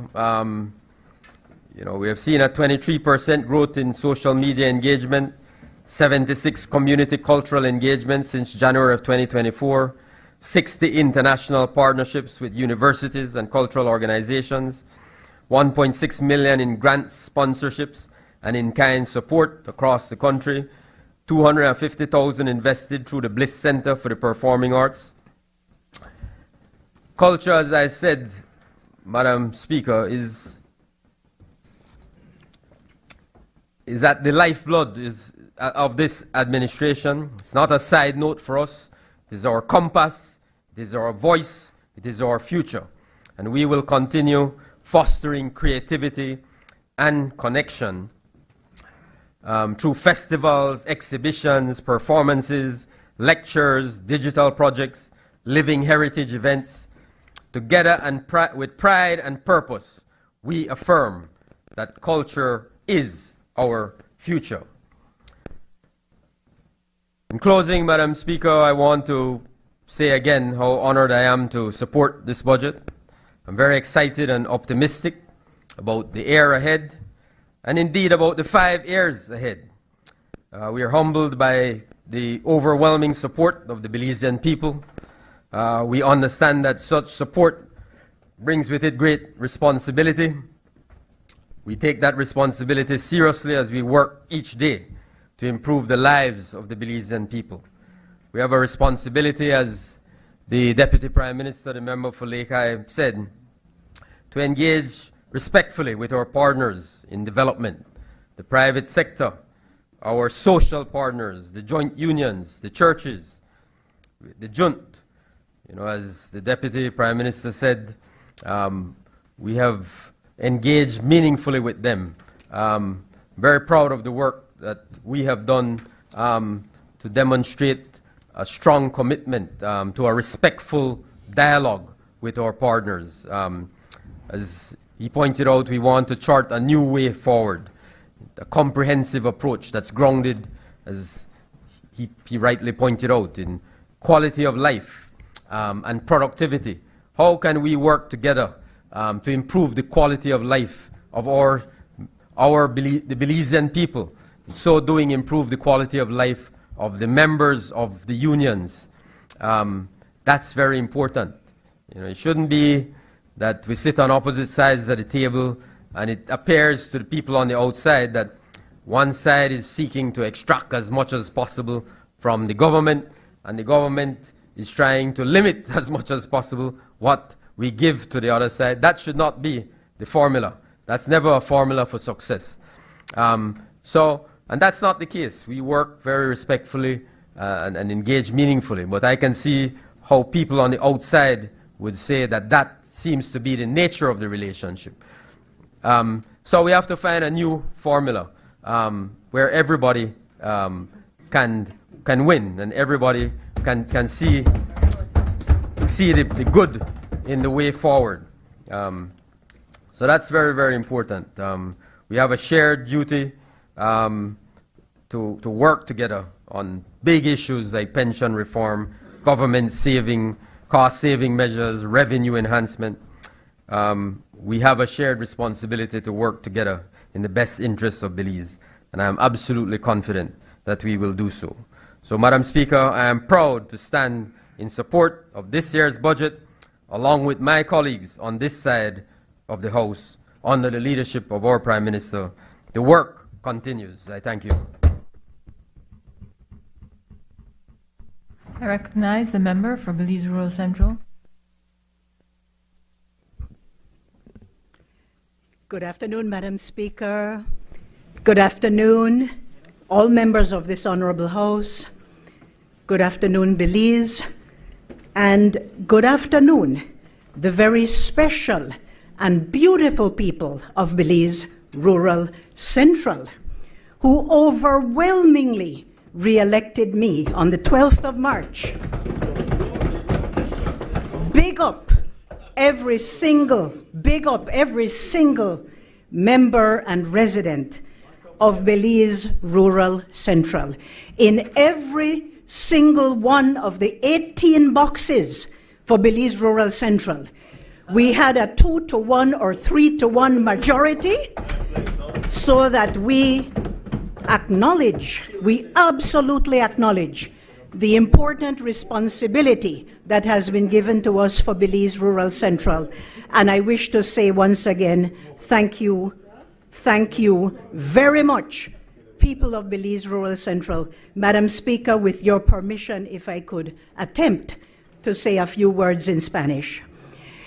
Quiero agradecer mucho a la querida gente de Belize Rural Central por confiar en mí.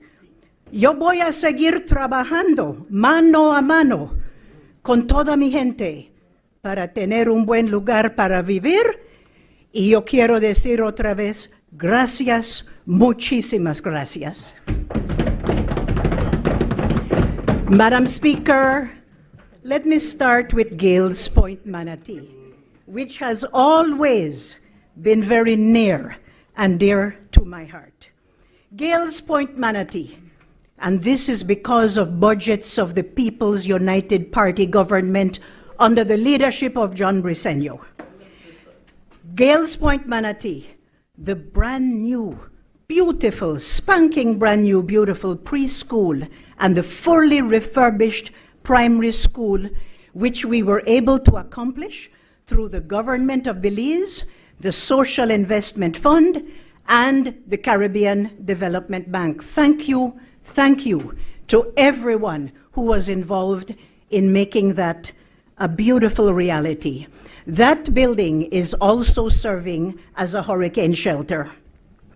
We have done street upgrade, we have done upgrading of the basketball court. The water system is a work in progress and still a lot is needed. but we will be continuing that along with the Ministry of Local Government. We have provided groceries for our people, cleanup campaign, community support, school assistance, funeral and medical assistance, and we thank the Belize Tourism Board for the provision of septic tanks. We did, Madam Speaker, the first ever land clinic, and big up to our Deputy Prime Minister, our dear Deputy Prime Minister. Madam Speaker, the whole of Gales Point came out for the first ever land clinic in Gales Point, Manatee, the entire village. And happy to say, our Deputy Prime Minister and Minister, the member for Lake Independence, is delivering to the people of Gales Point their leases, their titles, and further land development. Madam Speaker, we also thank the Belize Tourism Board for the construction of the Clearwater Marine Center for conservation for manatees, turtles, and other wildlife. And of course, I once again acknowledge the tour guide training. Many of the people participating were women. So, Madam Speaker, the attention to Gales Point Manatee is unprecedented, and it will continue. I want to now go to La Democracia. We have assisted the St. Agnes Anglican School with bathroom and playground, furnitures, desks and chairs. We have completely refurbished the La Democracia Community Center. We have donated weed cutters and equipment, lighting for the basketball and football court, and of course, again, through the assistance of the Minister for Natural Resources, we are in the process of surveying lots for La Democracia and the upgrading of village streets. The work continues, and that is why I will probably say it a couple of times, colleagues, I support this budget. Moving to Mahogany Heights, we have done major upgrading of roads. We have put lighting for the park and basketball court. The bleachers are soon to be completed, and we are covering all cost of the public electricity for the playground and basketball court, and we will absolutely continue to support our dear people of Mahogany Heights. As I said, the bleachers are soon to be completed.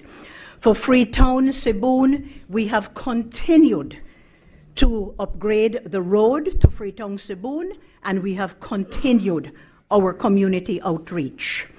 In relation to Western Paradise, we have put in a play station, the upkeep of the field, again, lighting for the playground and basketball court, full refurbishment of the community center, drainage and roadworks, culverts, chopping and clearing of bush, and we continue with educational and other assistance for our dear people of Western Paradise. In relation now to Gracie Rock is also very special and near and dear to our hearts. We assisted a tourism project with equipment like canoes, life vests, bicycles, boat engine, so that the tour guides of Gracie Rock can take the people to see the beautiful, beautiful hillside of Gracie Rock and the Sibboon River. We have supported community activities, and in all our villages, Madam Speaker, the provision of groceries, educational and medical assistance continues. For Hattieville, Madam Speaker, and we actually won Hattieville 3-1 in the boxes of Hattieville on the 12th of March. Thank you, Hattieville. Land distribution, we're working on it. Lighting of the football field, the library, support for Hattieville Government School with refrigerator, kitchen, freezer, the chopping of the surrounding compounds. We wish to thank the Colby Foundation for the prisoners who assist us in cutting the surroundings of the Hattieville Government School whenever they are called upon. And we have upgraded our bus shelters.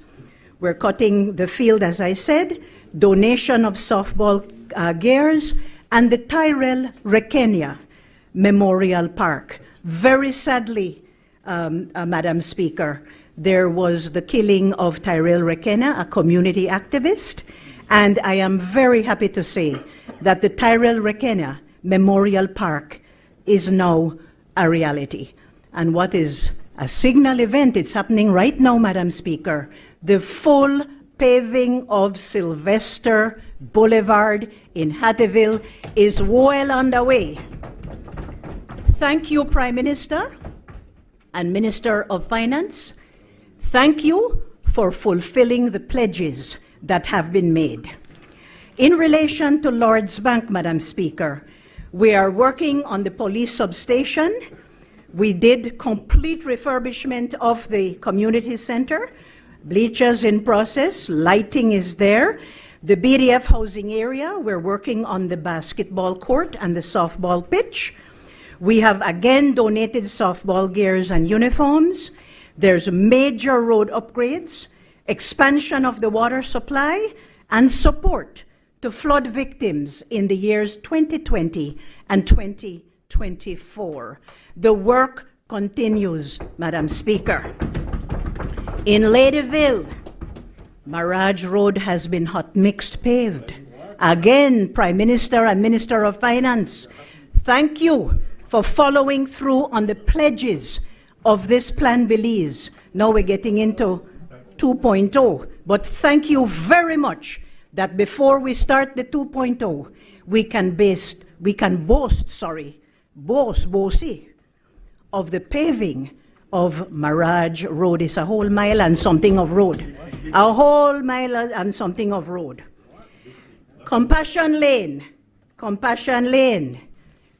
After many years and many broken promises by the UDP, Madam Speaker, we can say today that because of long and adverse possession, we have been able to provide the people of Compassion Lane with their titles where they could hold in their hand. And the surveys were done. All the people of Compassion Lane have been able to obtain their titles. Madam Speaker, this never happened so. This happened because of the member for Lake Independence, the member for Orange Walk Central and Minister of Finance, and the commitment of this People's United Party government. In Spanish Town, the field is being upgraded. We have a play station in the Janessa Jones Park. We have done distribution of lots, and we will do more. We have donated to area schools, and the Ladyville Technical High School is now boasting the free education with the meals, the uniforms, school bag, all the things that help our children to stay in school, Madam Speaker. We have continued to support the other area schools like Ladyville RC, Evangelical, and the Ladyville Seventh-day Adventist Primary School. Madam Speaker, we have a Digital Connect Center in Ladyville now, and we have completed the upgrading and the new painting of the Ladyville Community Center. Now, why have I gone over all of this to tell you about all 9 communities of Belize Rural Central? Because all of this has been possible by the prudent management and the visionary work of this government led by Honorable John Briceño.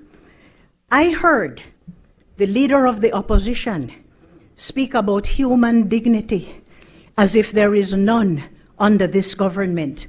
Well, let me say to the honorable leader of the opposition and her members on the other side, few though they may be, let me say that it is because of this government, prudent management, visionary leadership, that we have increased human dignity with more children in school, more help for the poor and elderly, more attention to the marginalized people and persons with disability. Yes, she spoke long about the social sector and the terrible cost of living, but it is this government that is addressing all of these issues, Madam Speaker. This government has done more for real social investment and justice than the UDP did in 13 years before. In 4 short years, we have been able to accomplish a lot. But again, Madam Speaker, I stand here this afternoon not to bossy, but to say that there is a lot more work to do, and we will continue.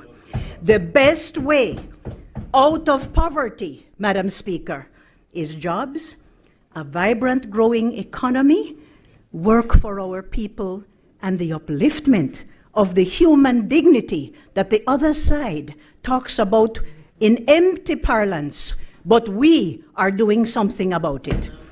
I therefore, Madam Speaker, support this budget. And to my friend, the honorable member for Mesopotamia, I don't know if you and I use the same road, sir, to get to Belmopan, but I thought I heard you say the other day that nothing to the road. Let me say, you're on that road, you're going like this. You feel like you're in a boat on a rocky sea. The pavement is eating in on both sides. The road needs upgrading. I support the Prime Minister in saying that we have to invest more in infrastructure, but not to forget the people of this country.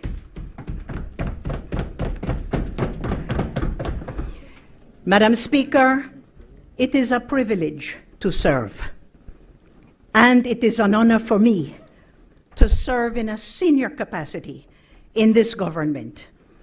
And I thank this government and the Prime Minister for acknowledging my service, my seniority, and my commitment. But I want to say to you, Madam Speaker, that I don't plan to retire anytime soon. No, I have been a person of many firsts, Madam Speaker. I've been a person of many firsts, but I've never held it up and tried to promote myself and bossy about it. It is a privilege to serve, and I was asked by the Honorable Prime Minister to chair the National AIDS Commission, to assist with the National Awards Commission, and to give input in matters concerning the human dignity of our elderly people. Madam Speaker, just a few short weeks ago, I was informed that the HIV/AIDS situation in our country, well, I wasn't informed. I made the conclusion after getting the facts that the HIV/AIDS situation in our country is unacceptable. The Prime Minister asked me to chair the commission. I am pleased to be back at the helm, and there is much work to do. A lot has happened. A lot of good work has been done, but there is more to do, and we have a long way to go towards the goal, Madam Speaker, that is set for 2030 of having 95% of our people living with HIV knowing their status, another 95% of those receiving antiretroviral medications and therapy, and therefore another 95% of persons living with HIV would be virally suppressed. We have to speed up because 2030 is only 5 years away. At the moment, 80% of people living with HIV know their status, so we have to ramp that up to 100%. But only half of that percentage is on antiretroviral therapy, and only 32% virally suppressed. We have a lot of work to do. However, I can say to you, and big thanks to the Prime Minister, and in particular the Minister of Health, big up Minister of Health, sir, small in stature, but a mighty man. And I want to say thank you that in a few short weeks, we have witnessed some major policy changes in the fight against HIV and AIDS. so that we can fully utilize all the tools in the toolkit, like HIV self-testing, pre-exposure prophylaxis medications, and post-exposure prophylaxis medications, and revitalizing our national response.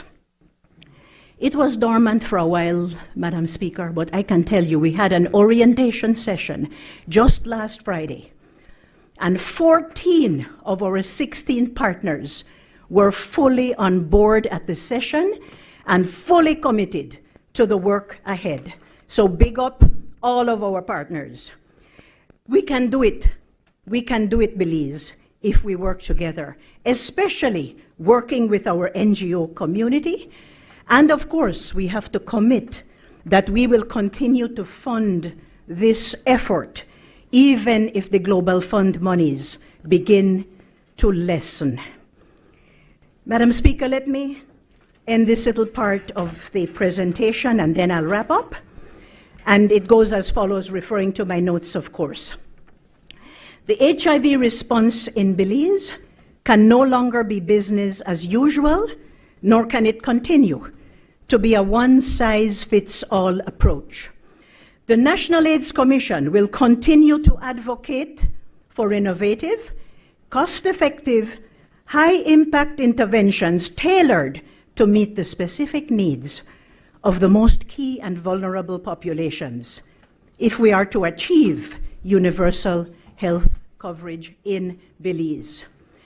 Madam Speaker, let me end, I believe, how I began, thanking everyone and saying once again that it is a privilege to serve. I want to acknowledge my husband, Pepe, he's my rock, my boys and the girls, so both the sons and the daughters-in-law, all our staff, all our campaigners, everyone who supports Plan Belize 2.0, and even those who don't support it, but we will deliver.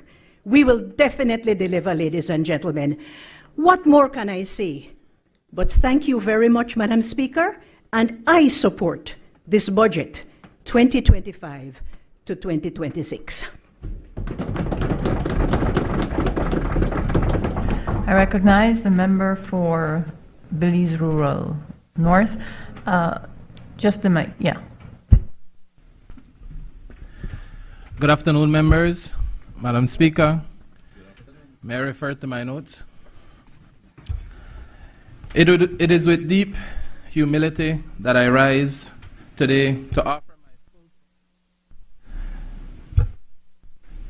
offer my full support to this national budget. I rise not only to speak, but to stand firmly in solidarity with a budget that is more than just numbers and allocations. It is a vision, a commitment, a lifeline. It reaches into every lives of our people. It speaks to every mother waiting patiently for a bus to travel from Belize Rural to Belize City daily. To every student walking or riding miles to school with big dreams. To the young man in Sand Hill repairing tires, hoping to one day own his own garage. This budget touches the core of our daily struggles, and more importantly, it offers real practical tools for progress. Let me begin by expressing my deepest gratitude to the Honorable Prime Minister, Honorable John Bresenio. Prime Minister, I thank you for your confidence in me. Your decision to entrust me with the responsibility as Minister of State in the Ministry of Foreign Trade humbles me profoundly. I am committed to this task. I am ready to serve, ready to work, and ready to deliver. I also wish to acknowledge and thank my colleagues, cabinet colleagues, for their warm welcome and continued support. To my colleagues, the member from Freetown and the Minister of Foreign Affairs, Foreign Trade, Culture and Immigration, Honorable Francis Fonseca, thank you for your steady guidance and the wealth of knowledge you bring to the ministry. Your leadership in helping to chart a clear and credible path forward for Belize trade policy. I also wish to express my deep appreciation for our CEO, Ambassador Amalia Mai, for her excellent stewardship of the Ministry of Foreign Affairs and Foreign Trade. Her diplomatic acumen and unwavering dedication to represent Belize's foreign and trade policy ambitions are second to none. To the tireless professionals at the Director General for Foreign Trade, under the leadership of Mr. Andy Sutherland, I extend my sincere appreciation. Your insight and pursuit of excellence have made my transition into this portfolio not only smooth, but purposeful. I look forward to working closely with all of you as we continue to advance Belize's trade agenda diplomatically, regionally, and globally. Above all, Madam Speaker, I offer my most heartfelt thanks to the people of Belize Rural North, to my family, and of course to my father, my PUP executive, to the farmers, the teachers, the shopkeepers, the young people, and of course the elders of Belize Rural North. You are the reason that I stand here today. In the general election of March 2025, you placed your faith in me, with 89% of the votes casted to stay on track, the third highest in the country. You welcomed me into your homes, you shared your concerns, your hopes, your dreams, and you gave me the clear, great honor of representing you. Your belief in me is not something that I take lightly. It lives in every word I speak and every decision that I make. You've given me the opportunity to serve, and I promise to honor that trust each and every day.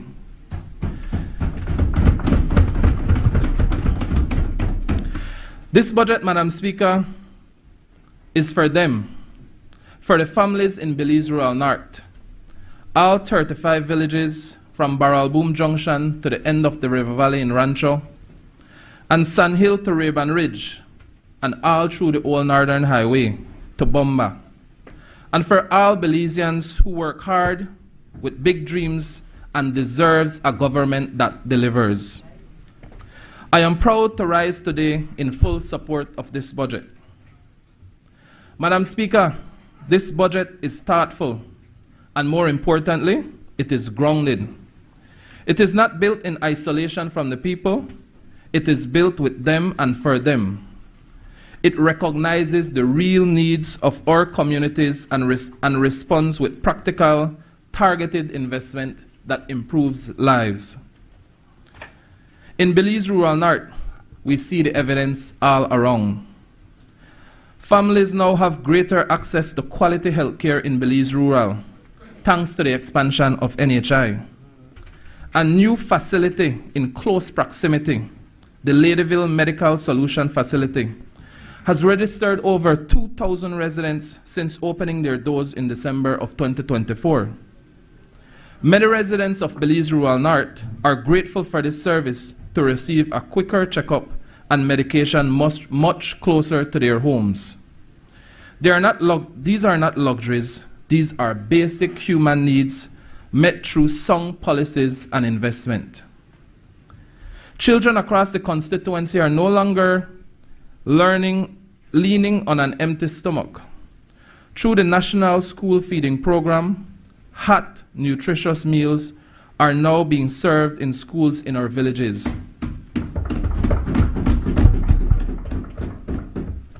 These meals don't just ease the burden of struggling families.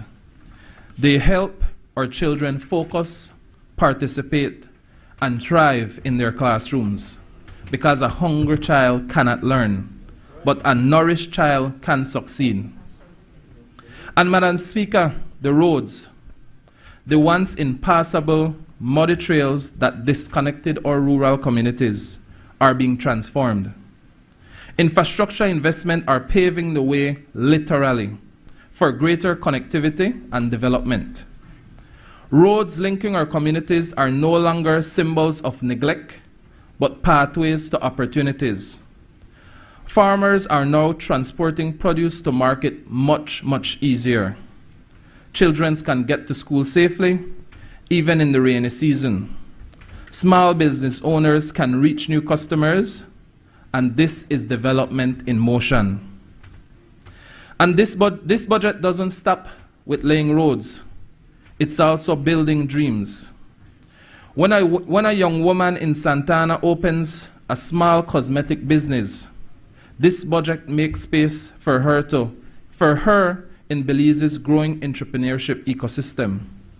Through MSME support programs, access to microfinancing, export readiness training, and technical support, she now has the tools to formalize her business, expand her brand, and tap into new markets, including exports to our regional neighbors. When a student in Gardenia dreams of studying engineering, this budget strengthens the system that will carry him forward. Investment into our education system, from better trained teachers to improved school infrastructure, to scholarship and skill development, ensuring that he can not only learn and lead, but one day return to his village with the knowledge and confidence to contribute to his community's growth. Looking at some long-term initiative achieved last year in Belize Rural North and coming soon to Belize Rural North, we have seen great work with the hot mix of the Old Northern Highway from Lucky Strike to Mascal being finalized, a project that is impacting over 6 villages, being Bomba, Mascal, St. Anne, Santana, Corosalito, and Lucky Strike. The rollout of another 50 starter homes soon to come at the Blackberry Ridge in Barrel Boom. The hot mix of Barrel Boom Junction to Biscayne, and I think I support Minister Dolores in saying the challenges with some of these roads, and I can see residents from Maypen to Biscayne and Gardenia as the work of that project has started and the structure that is being put in place to support us with flooding. The paving of the large stretch of the Barrel Boom Main, the many roads of hardcore material going down in Belize Rural North across the different villages. The construction of a softball backdrop in Barrel Boom with bleachers and lighting for the field. The continued enhancement coming soon to the Nagobank Road and the Bomba Road and the network of Farmers Road, who are the breadbasket of the Belize district. And then we have the definitely needed, and this budget support, the continued renovation of community centers. In education, this budget supports and continue to support the free education at the Belize Rural High School. We see in sport that this budget will continue to support the efforts that we place so much in Belize Rural North. A few weeks ago, it was the donation of $10,000 towards equipment and towards the fields and the teams for the Cricket Association. Donation to softball, football, basketball, and volleyball tournaments for the continued development of sports in Belize Rural North to promote healthy living and discipline among our youths. The construction of a sport and entertainment complex canopy in collaboration with the Crooked Tree Village Council, and the annual donation to festivals and events, Cashew Festival, Tilapia Fest, the Old Northern Highway, the Old Northern Road, Father's Day Cycling Classic, the Flowers Bank Festival, La Ruta Maya at the Doublehead Cabbage, and that's just to name a few. And one of the most important for the people of Belize Rural North, this budget continues to support the acquisition and surveying of land for first-time landowners. This, Madam Speaker, is social protection, not an abstract document filled with fiscal jargons. It is an investment into our people, in real communities, in families, students, farmers, entrepreneurs, and everyday Belizeans who deserve a budget that works for them. Madam Speaker, the foundation of this budget is strong. It is anchored in the National Trade Policy 2019 to 2030 and Plan Belize's medium-term development strategy. Our trade policy envisions a Belize that is competitive, innovative, and resilient. A Belize where trade drives inclusive and sustainable growth. This budget breathes life into that vision. It brings together policies, programs, and partnership in a ways that speaks to our present needs while preparing us for the future. This year, our ministry is focused.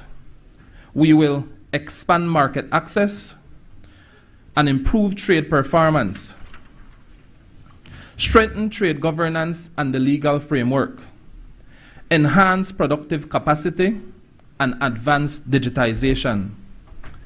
Let me briefly uncap these. A bottle of wine, whether it's cashew, berries, mango, cassava, or sorrel, that is being produced in Barrel Boom should not be confined to the domestic market. It should be sitting on a shelf in St. Lucia, proudly representing Belizean flavors. A handcrafted souvenir made in Lucky Strike for Alton Ha should not be limited to local sales. It should be sold online or shipped to a customer in Miami. That's the promise of market access. And that, Madam Speaker, is precisely what we are building through sound trade policies that are proactive for the private sector engagement.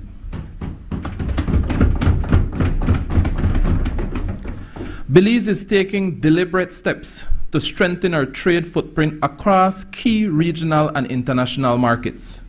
Within CARICOM, we continue to advocate for the full implementation and effective functioning of the single market and economy, recognizing the Caribbean as an essential and strategic space for Belize products and services.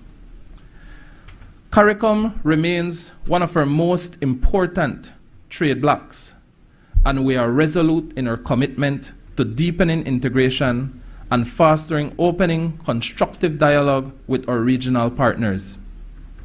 Importantly, Belize is actively lobbying with CARICOM for the timely conclusion of negotiation with El Salvador under the Partial Scope Agreement, finalized in 2024. We believe this agreement presents a tangible opportunity to open a new market for Belizean producers, particularly small and medium-sized enterprise, offering access to over 6 million consumers in the Central American country. Given the significant opportunity this partial scope agreement presents for our MSMEs, we urge our CARICOM partners to support the swift completion of this process so that our businesses can begin to benefit from expanded commercial opportunities. In parallel, we continue to push for greater market penetration for top Belizean exports. I speak about sugar, red kidney beans, citrus juices, poultry, and fisheries products.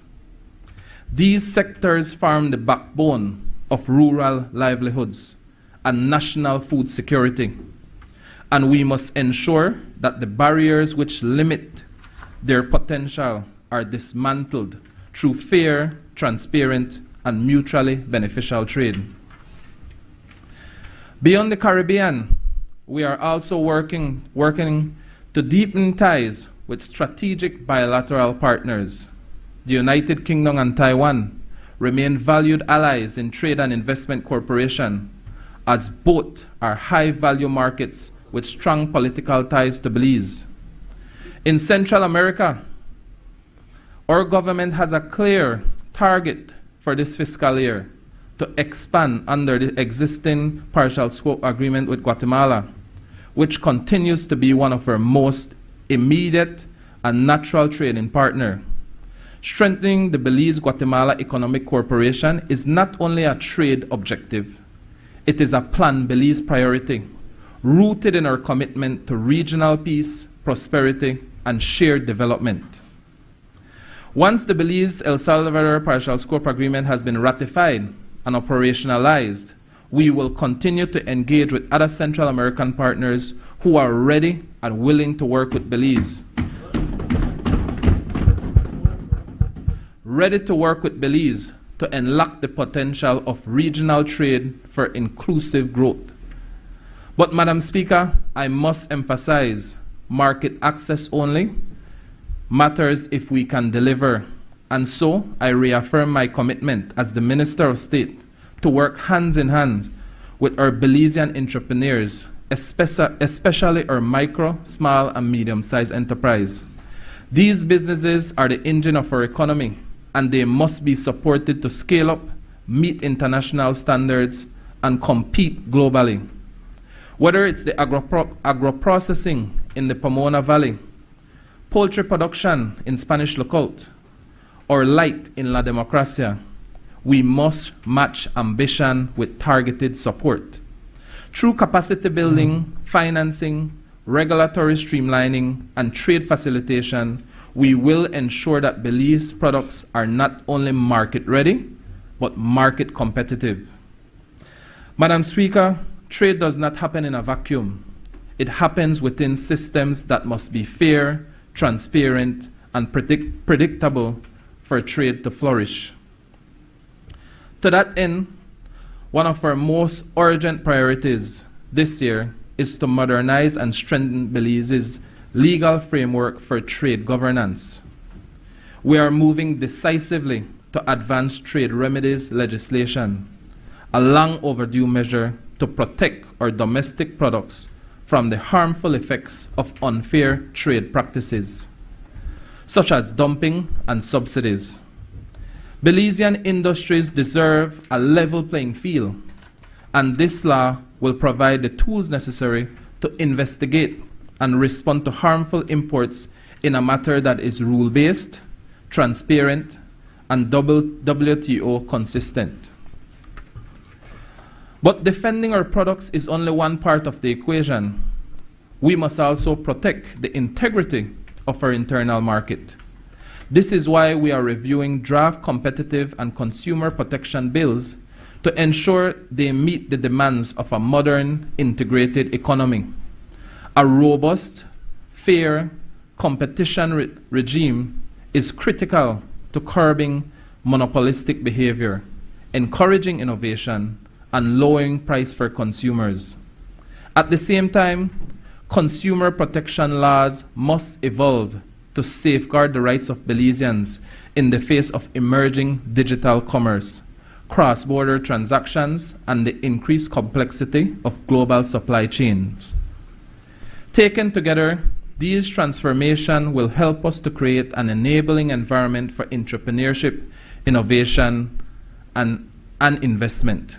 They will provide businesses, both domestic and foreign, with the legal clarity they need to invest, expand, and export with confidence. This is how we build trust in Belizean entrepreneurship, in Belizean institutions, and in Belize as a credible and competitive trading nation. Madam Speaker, you cannot export what you do not produce. This is the foundation of any serious trade strategy. Without a consistent, competitive, and quality supply of goods and services, market access means little. This budget recognizes that reality. That's why it invests not just only in trade promotion, but in deepening our domestic productive capacity, particularly among small and medium producers who form the backbone of our rural economy.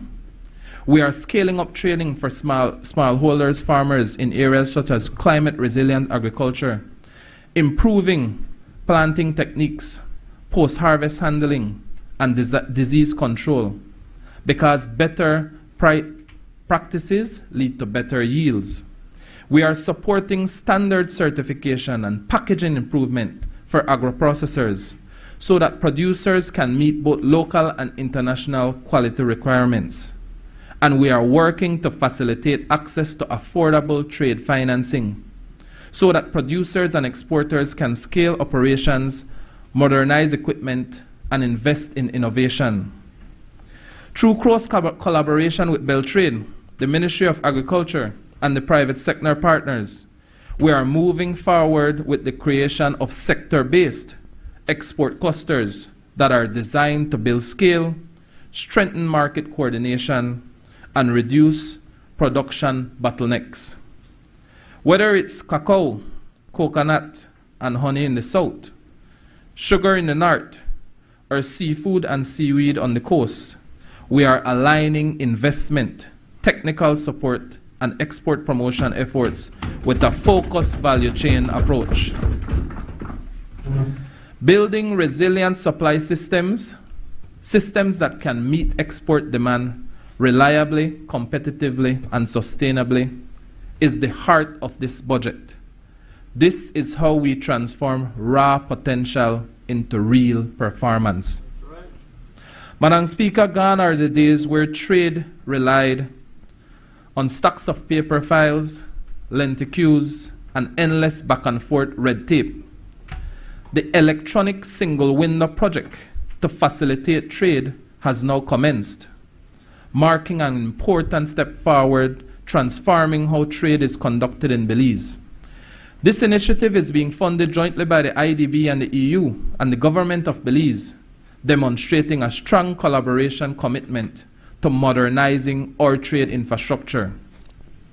While the project has not yet reaped its full potential, under the steadfast leadership of the Ministry of Foreign Trade and the Customs and Excise Department, the trade-related agencies across government are moving decisively in one direction. This unified effort is laying the foundation for more streamlined processes, enhanced coordination, and fostering a new culture of productivity and efficiency among agencies. By integrating key agencies such as customs, health, agriculture, and standards into one digital platform, this window aims to reduce the time and complexity involved in import and export produce. The ultimate goal is faster clearance time, simplified documentation, and minimize delays, all of which will translate into lower cost and improved competitiveness for Belizeans. Madam Speaker, if we are truly serious about closing Belize's trade deficit and building a sustainable, prosperous economy, then the efforts must be collective. It requires an active participation and coordination of every sector in government, and indeed, every stakeholder in our nation. To my colleagues across ministries, I say this: the work of trade cannot rest with the single agency or department. It depends on a whole government approach. The Ministry of Agriculture must continue to enhance productivity and support farmers to produce not just for subsistence, but for expanding domestic and international markets. The Ministry of Infrastructure Development, as they are currently doing, must prioritize the construction and maintenance of roads infrastructure to facilitate efficient movement of goods. And the Ministry of Finance plays a critical role in aligning fiscal policies and incentives that encourage innovation, investment, and export competitiveness. Trade is not a solitary endeavor. It is a team sport, and Belize cannot succeed on our global stage without the full commitment, coordination, and collaboration of every player. Madam Speaker, this budget that we debate today is more than policy. It is personal. It is about the shop owner in Rockstone Pan looking to expand, the vegetable farmer in Mascal hoping for better road access, the student in St. Paul Bank in the River Valley who wants a future in tech and trade. We are laying the groundwork for their dreams. This is what governance is about. And so I rise, grateful, hopeful, and committed. I rise in support of a budget that invests in trade, that invests in the people of Belize Rural North, and that invests in Belize. This is Plan Belize 2.0 in action, Madam Speaker. Thank you, and may God bless Belize and all who serves her. I recognize the member for Stan Creek West. Good evening, Madam Speaker. I'd like to say that I fully support the budget of $1.7 billion for 2025-2026. First of all, I'd like to thank the Prime Minister for the CDF. I represent the largest constituency in the country of Belize, and that by itself helped me to manage and provide for the people of the Stanky West constituency. And before that, there was nothing for them, but because I can go and tell them we are going to do X, Y, and Z, they really, really appreciated what we can do for the 26 villages in the Stanky West constituency. And so, in the recent election, we were victorious.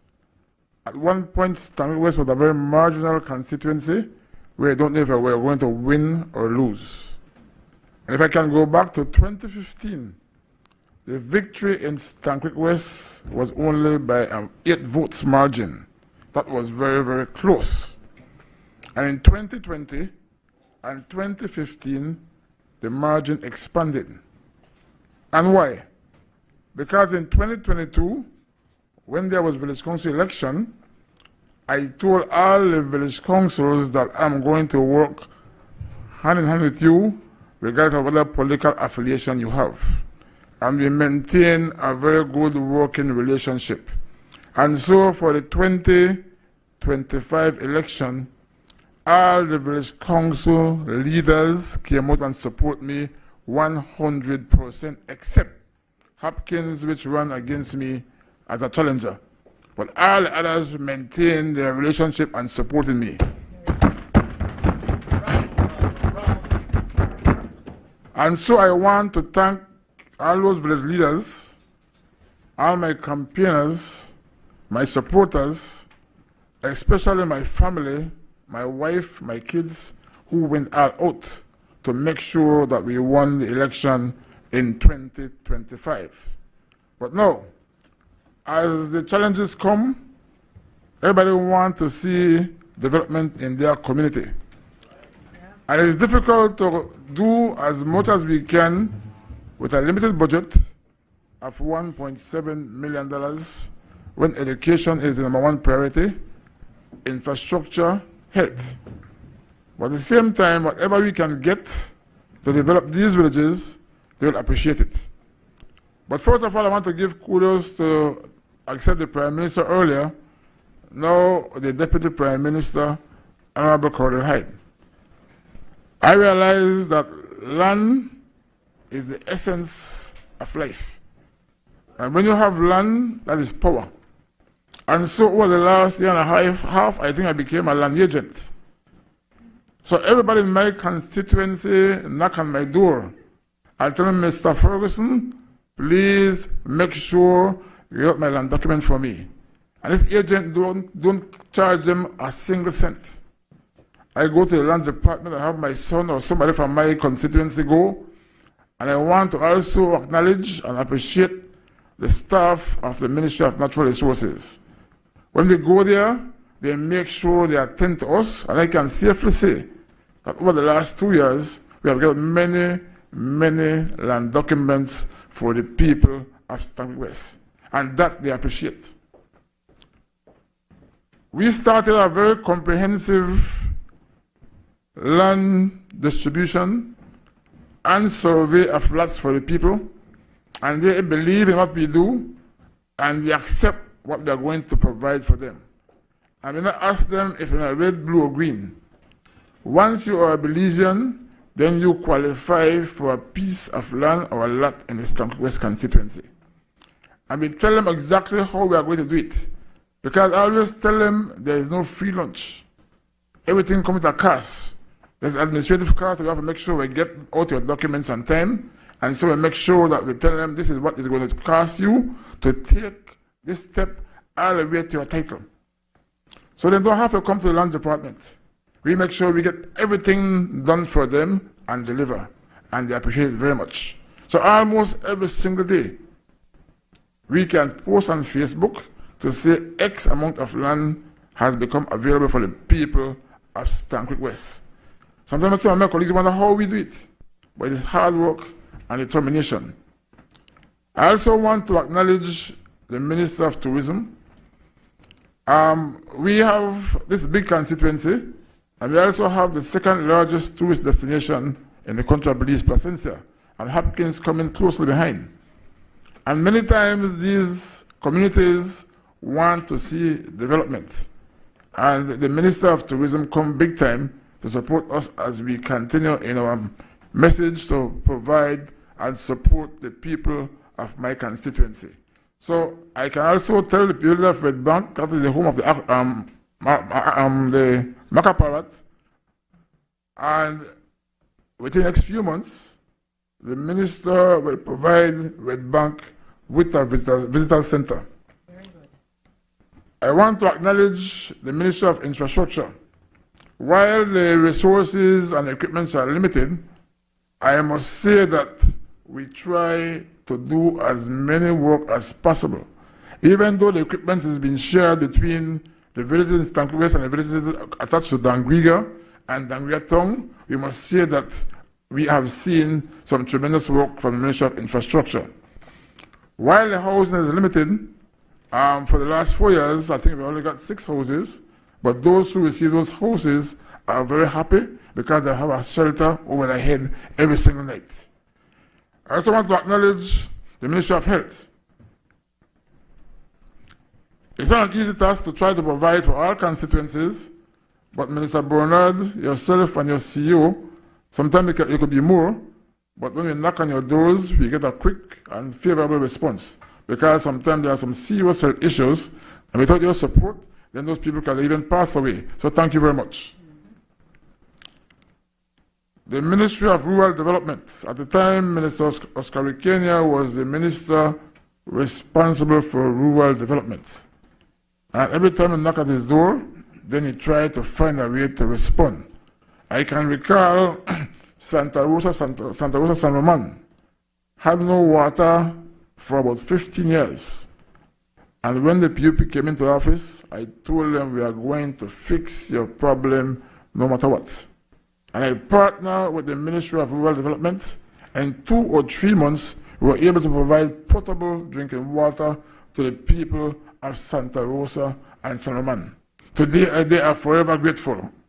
So we are having the village council election as we speak, and Santa Rosa San Roman has 2 PUP slates running. I don't feel any opposition, because the people there are saying that we are going to support our village council of the People's United Party. Election was held for the first time Sunday, which was yesterday. It was very gratifying to feel the support of the people, even though the leader of the opposition said they will not put up a UDP slate. In some places they did, but they were all defeated. Because the people say, we see the effort and the progress of the People's United Party government. And lo and behold, Mr. Speaker, we had 12 village council elections in Stankoe Creek district yesterday, including Hope Creek and sorry for Dr. Zabane, and 7 of those chairpersons are women, and 5 are men. Wow. So we can see that the women are stepping up to power and to opportunities for them. That by itself is a testament that the ladies are also excellent leaders. And when they lead by example and show what they can do for their communities. My only concern is the electricity through the Belize Electricity Limited and the minister responsible. There is a constant cry and need for expansion of electricity. And I am doing so much expansions, and we cannot meet and to give them the electricity they deserve. Over the last 2 years, in Stankoe West have issued more than 6,000 house lots. So now the need is, we want water, and we want electricity. So Minister, I hope that you can listen to what I'm saying and be able to figure out that they can send somebody into the area to do an assessment of what can be done with expansion of electricity and water for that part in the Stankoe West constituency. I approached social investment so many times about the water, but sometimes it's a long process, It takes a while. But many villages in Stan Creek are lacking of expansion of water because most villages have overgrown its original state. Agriculture. Stan Creek was one of the home of agriculture back in the 70s, in the 80s, especially the citrus industry. With citrus being on a decline, there must be some other alternative to figure out how we can get the small farmers to plant and grow. And I noticed that we have now diverted to coconuts, but it's mostly a big farmer activity, and so the small men, their land are still neglected because they don't know what to plant, so they know what to plant to make a profit. So I'm hopeful that the Ministry of Agriculture can go down there and find a solution to their problems. I know in the very near future, through the ministry, through Dr. Zab, that the Comoros Bight will be transformed into a mini cruise port. And I want to ask again the Minister of Tourism to figure how we can develop the sites in Stan Creek Valley and Lakewood and the Southern Highway. Because we have waterfalls, we have caves, we have Maya ruins, we have everything. But they are underdeveloped.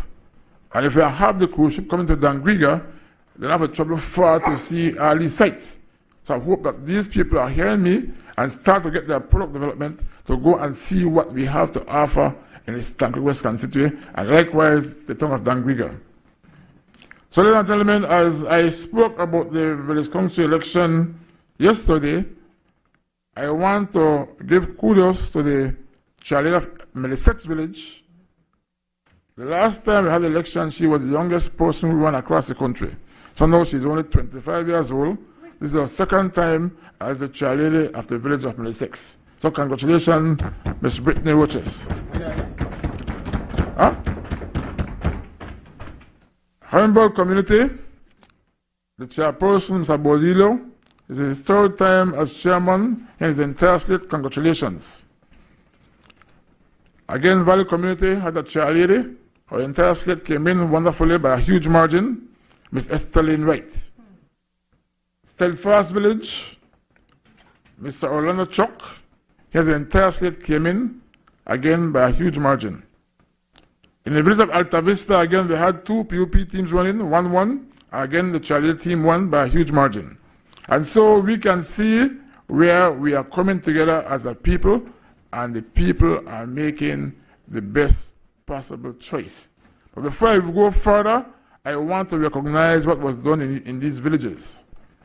In Hamilton community, what we did, we make sure we provide some lots for the young people to be able to build their homes. We also renovated the community center in Valley community, and by the end of June, we should put lights on the Hamilton community football field that young people can play football when they go home at evening. In Middlesex, we also put lights on their football field. We expand the community by additional lots, and also we are trying to figure out how we can maintain and improve the streets in these villages. In Valley Community, like I said, we also donated 2 weed whacker to the village council. We renovated their community center, and we also hope to ask the minister responsible for lands to do an expansion of house lots in the Valley community. In Steadfast, we renovated the community center. We renovated the lights on the football field. We put goal posts on the football field, and also the playground for Steadfast. And every single year, we have competition going there to provide for the people of that region. Alta Vista is one of the villages that is landlocked. So as the minister responsible, I will have to find a solution to find additional housing lots for the village of Alta Vista. But beside that, we also renovated our community center. If I go to Pomona, also at Chairlady Ms. Melilla Ingram, you all did extremely well, but it's the biggest community in the Stan Creek Valley. That's the home of where I live. And a couple of years ago, the community center was in total disarray. And I took up the initiative and said, you know what, I need to renovate this community center. So today, the community center is almost looking spanking new. I want to again thank the Minister of Natural Resources to go to Stan Creek last week and do a land clinic. And we use the Pomona Community Center. Molenjuva They have an independent slate that won, but it's a small community of maybe 30, 35 voters, but at the same time, they must be acknowledged, and work must be done in their community. We were able to renovate their water system, renovate their community center, and we are trying to do land expansion in the village of Mullins River. As I go to Silgrass village, you might say I take too long because I have to mention all my villages because they might say, but you never call my village when I'm talking at the house. So Silgrass, I've worked tirelessly with the chairman. We expanded the community for maybe another 400 lots, but at the same time now the demand and the cry is for electricity and water expansion in the village of Silgrass. I'll do my utmost best to make sure these come to your community. As we go to Hopkins, a beautiful village on the coast, it has grown tremendously. It's the second largest tourist destination in the Stankoke West constituency. And the people are very appreciative of what we work and do together. I want to thank the Minister of Infrastructure and likewise the Ministry of Tourism to pave at least 2 miles of road in the Hopkins village. I'm hopeful that within another year or two, we can pave the back road, because right now all the big heavy equipments are going through the main road. It's very dangerous for our young people. So I want to appeal to the Ministry of Infrastructure to take into consideration how quick we can pave the Hopkins back road for the people of Hopkins. Also, as a growing tourist destination, Minister of Health, while we might do some renovation to the present health center, it is not adequate because it's very small and inconvenient. So I guess we have to look to figure out how we can find funds to build a better health facilities for the village of Hopkins. As I go to City River, a small village on the river, it is beautiful, it's always clean, they always have the best report for their water boards. Every time they make their request, a report to the ministry, they make appreciate what they do. It's one of the richest water boards, I believe, in the country of Belize, even though they're one of the smallest community, because they properly manage their water boards.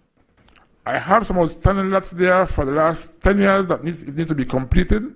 I want to make sure by now in September, those lots are available and everything gets fixed for the people of City River. Again, there's a concern to pave the back road from Hopkins all the way to the highway through City River.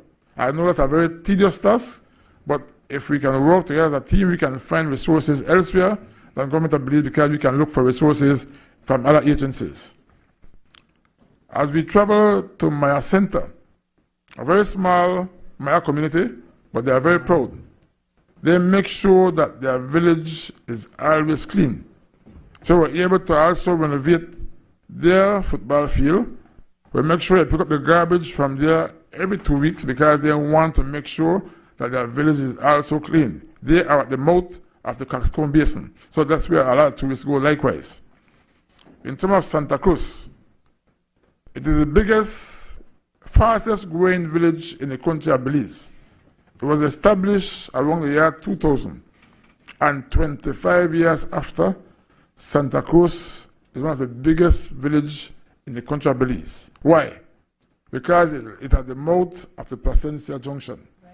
So those who don't want to live on the peninsula, they come and live in Santa Cruz. So again, I want to thank the Minister of Natural Resources to provide almost 2,000 house lots for the Santa Cruz area. So people in that area have no problems. Land is available there for them. You only come in a small cars to make sure you contribute towards the cars. But it lacks basic infrastructure. There is no health center. There is no football field or whatever proper football field.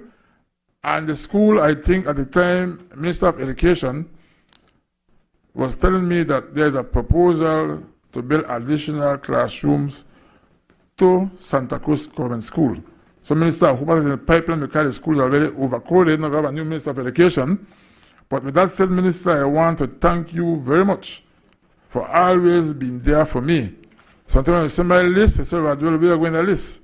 But thank you all the time for coming through and approve. So I hope the new minister do likewise, because there are much demands in education in the Stankoke West constituency. But as Minister of Education just told me, and I want the people of Independence to hear this, that education will be free come September for Independence High School. So the only school in Stan Creek that will still not be free, and I hope by next year, will be a communal high school. But we have the Lille Academy now free, Georgetown Technical High School, and Andrew High School. So we really appreciate that, and the people of Stan Creek West will have a relief, because many times they can't afford to send their children to school. So as I go now to the village of Santa Rosa and San Ramon, I said earlier that we were able to give them 24-hour water system. And their football fields also got renovated. They have lights on their football field. And many more things that was done in those two small communities. As we go to the village of Georgetown, the chairman is very progressive. He was he was a senior member of the police department. Not sergeant, when he left, he was a senior member. And he makes sure that things get done at Georgetown village. And so right now, again, he just did some survey last 2 years, but now we have provided land for him to do additional expansion of the village of Georgetown. When you go to Georgetown village, you can see a complete facelift. And I can tell you, yesterday, he was endorsed for the next village council of Georgetown. Belmopan village. Small community, but there's a good relationship with them and myself, and we did enough land expansion for houses, house lots, and likewise expansion for farmlands. So we maintain that relationship I provide for the people. I want to tell them that within this next year, in my time, I want to put lights on the next football field in the village of Belmopan.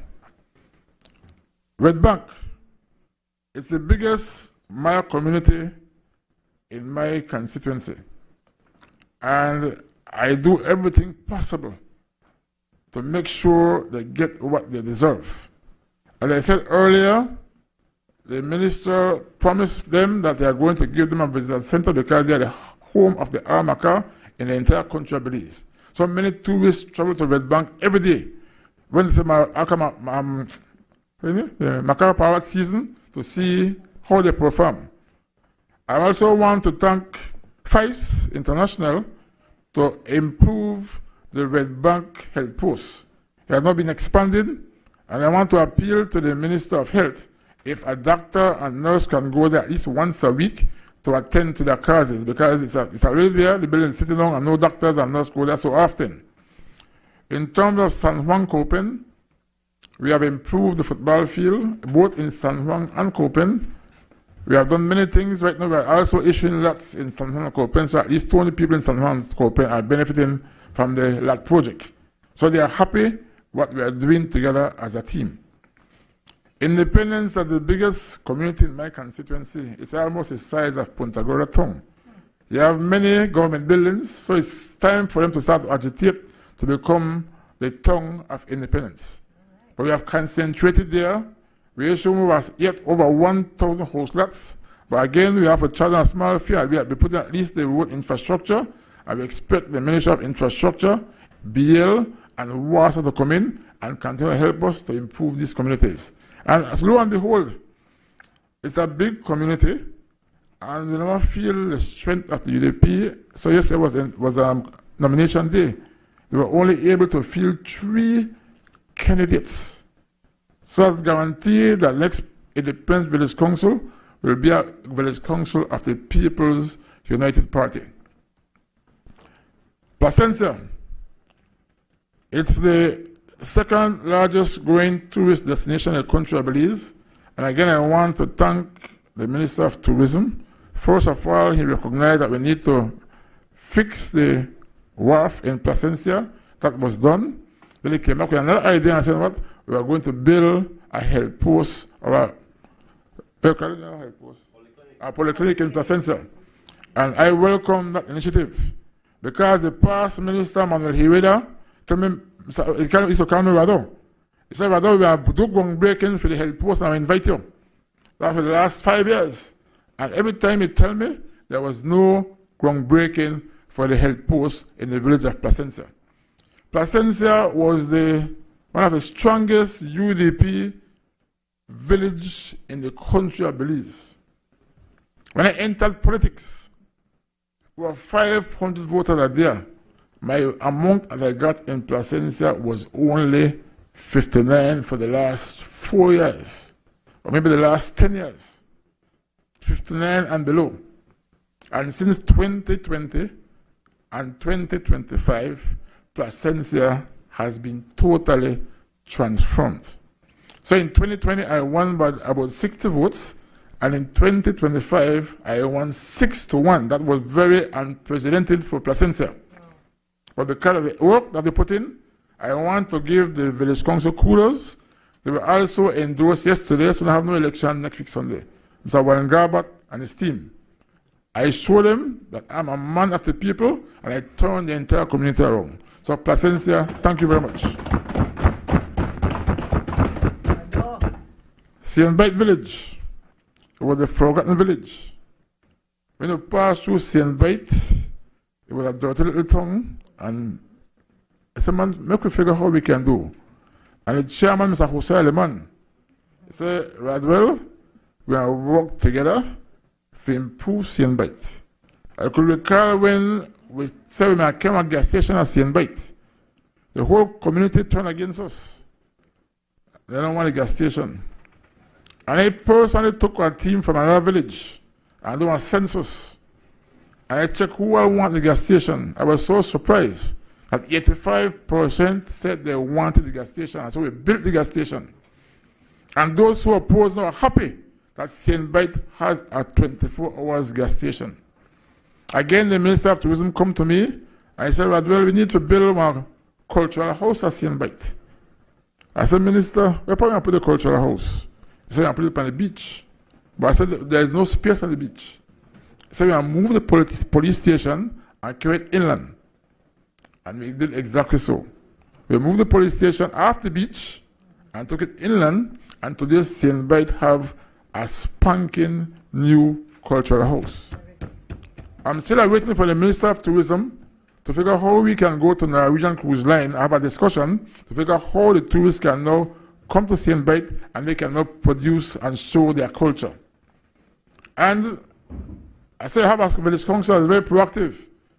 So they have made communication with a church from Florida, and they should boast the best football field in the country within the next year.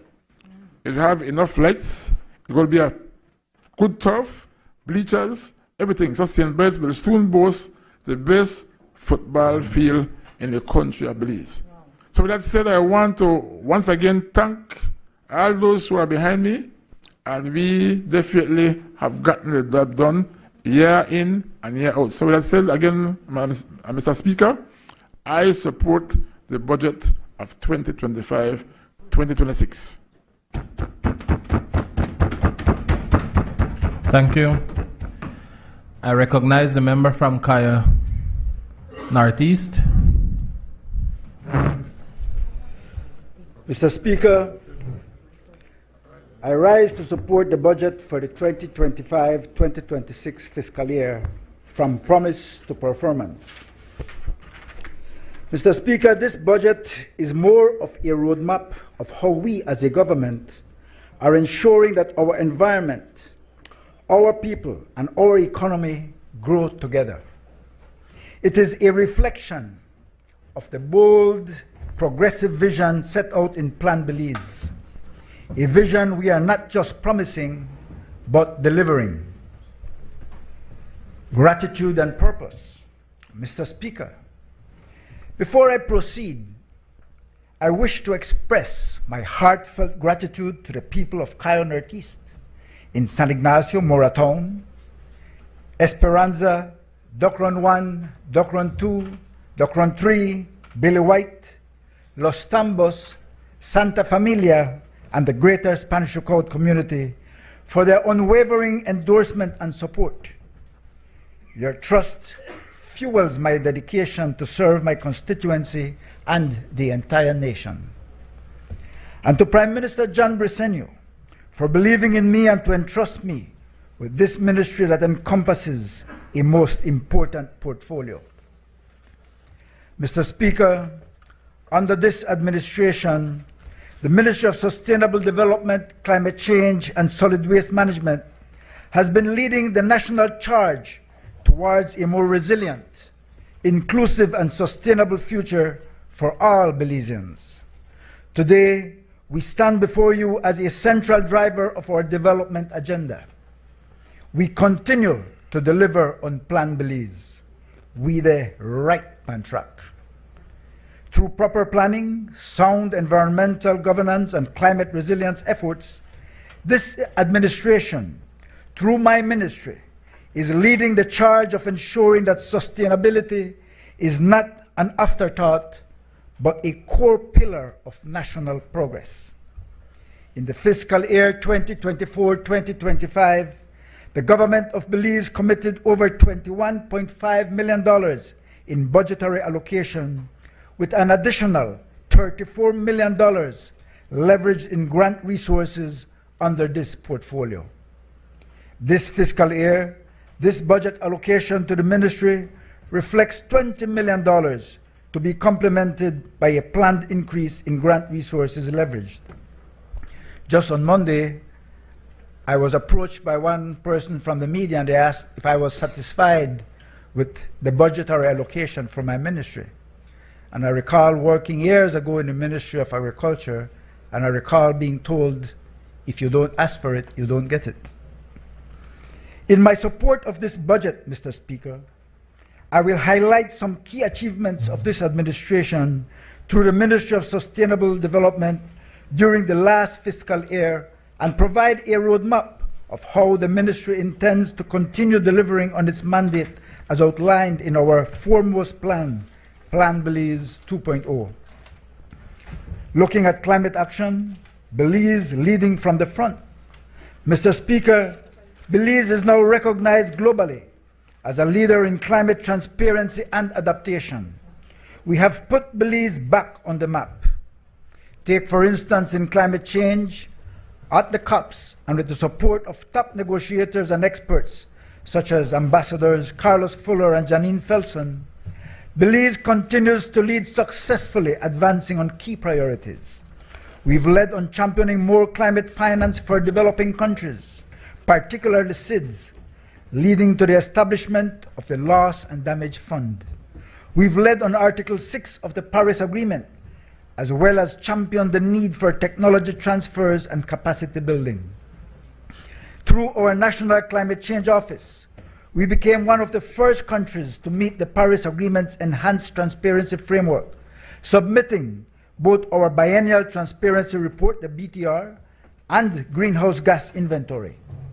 The transparency report outlines Belize's advances in renewable energy, sustainable forest management, coastal ecosystem protection, climate resilient agriculture, and water management. It also documents Belize's whole of society approach to climate action, integrating diverse perspectives and expertise.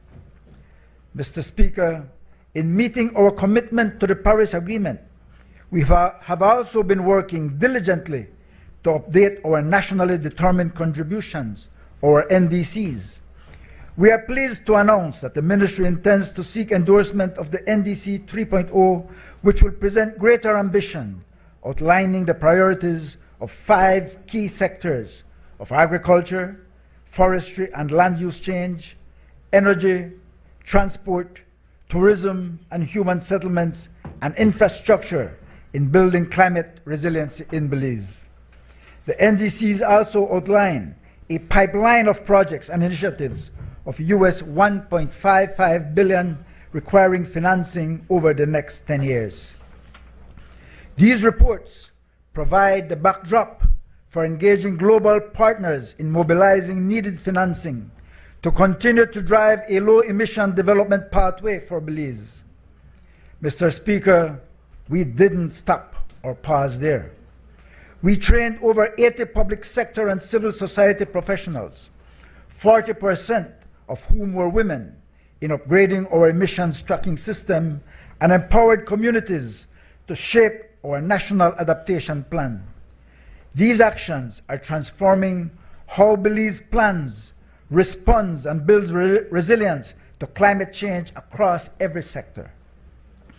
At the heels of COP29, my ministry, through the National Climate Change Office, the NCCO, alone has successfully mobilized approximately Belize 3.2 million to advance Belize's climate agenda through the approval of 2 projects aimed at strengthening the national transparency system and supporting the development of a loss and damage framework designed to bolster national resilience to climate change impacts.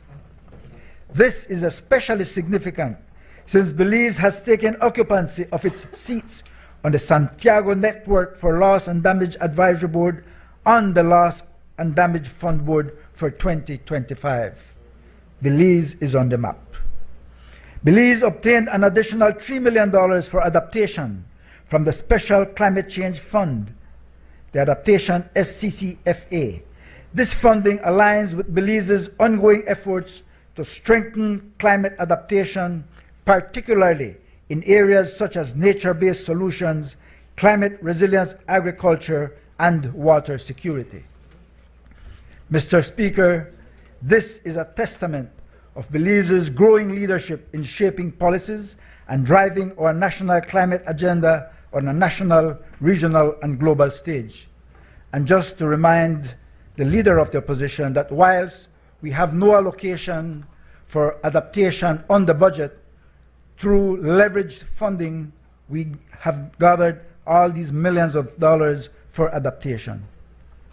From theory to practice, the carbon markets.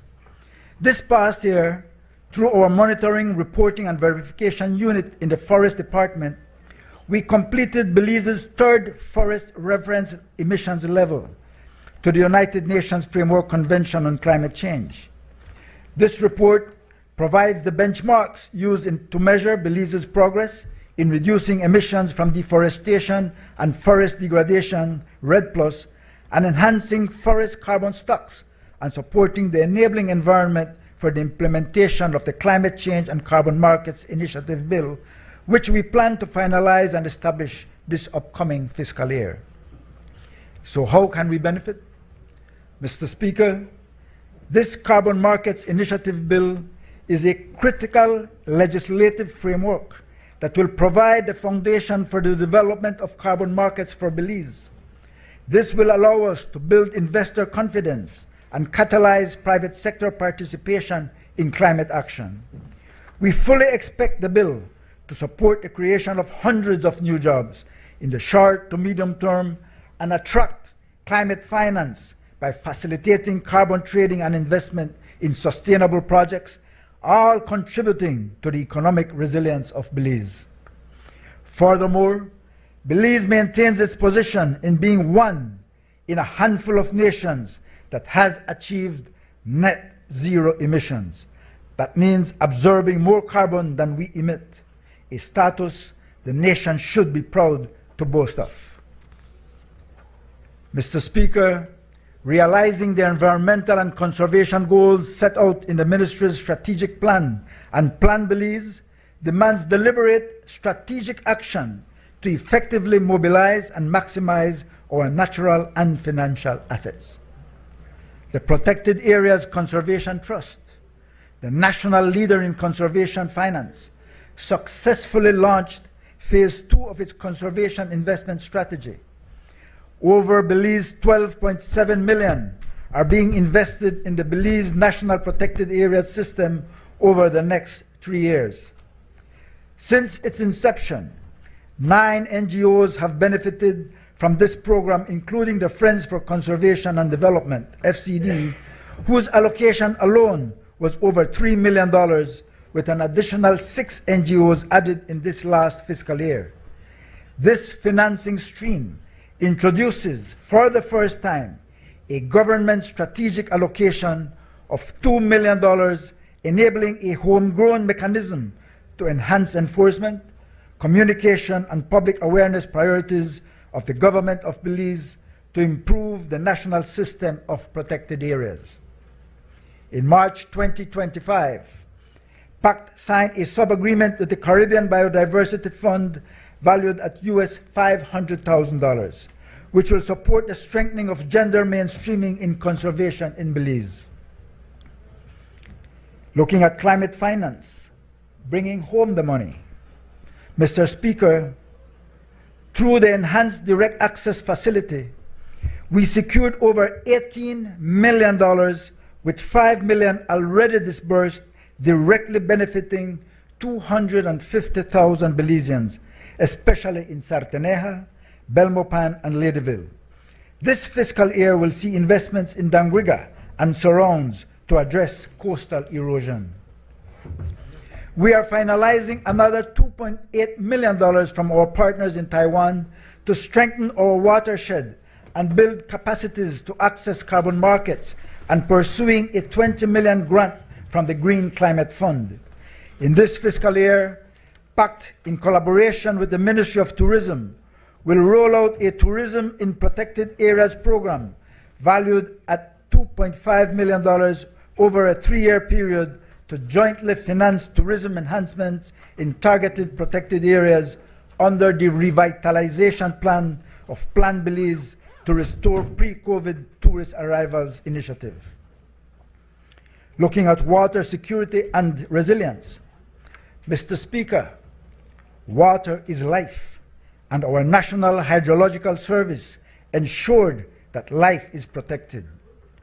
Great work was done under the leadership of our Deputy Prime Minister. We upgraded and installed 4 new river gauges along major watersheds, including the New River, the Mopan, the Makal, Belize, and South Stand Creek rivers, reducing local flood forecast errors by 20%. We extended flood alerts from 2 days to 5 days, giving communities more time to prepare. We deployed drones that slashed the time needed to map flood zones, resulting in faster, more accurate emergency responses. This year, we will continue strengthening these systems so that every Belizean, from north to south, can rely on real-time, life-saving water data. Additionally, Mr. Speaker, we will look holistically at water governance and look at potential for water capture and harvest technology, especially in the dry corridors of the country, basically in the Orange Walk and Corozal districts. Looking at environmental protection and solid waste reform.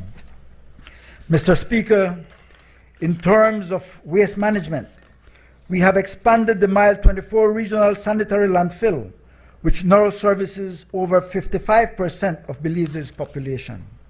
We modernized its facilities and installed upgraded equipment to improve tracking, monitoring, and planning to enhance solid waste management.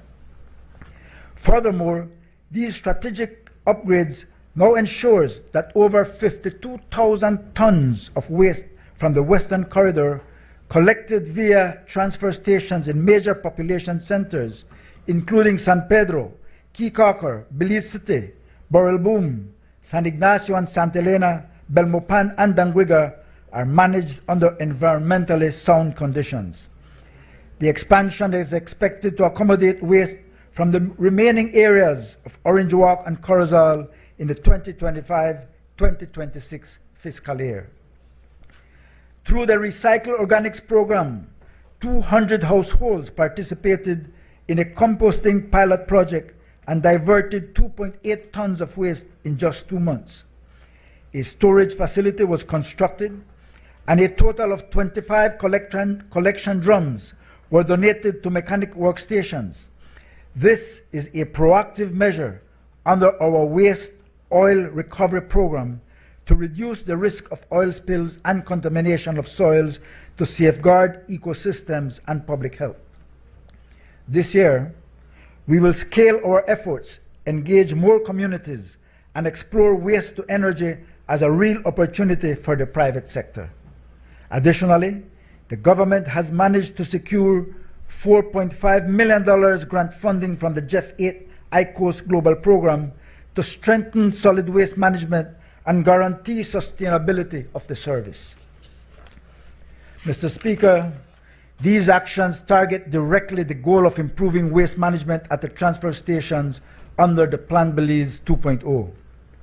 In broader environmental management, we continue to improve environmental management and protection in Belize.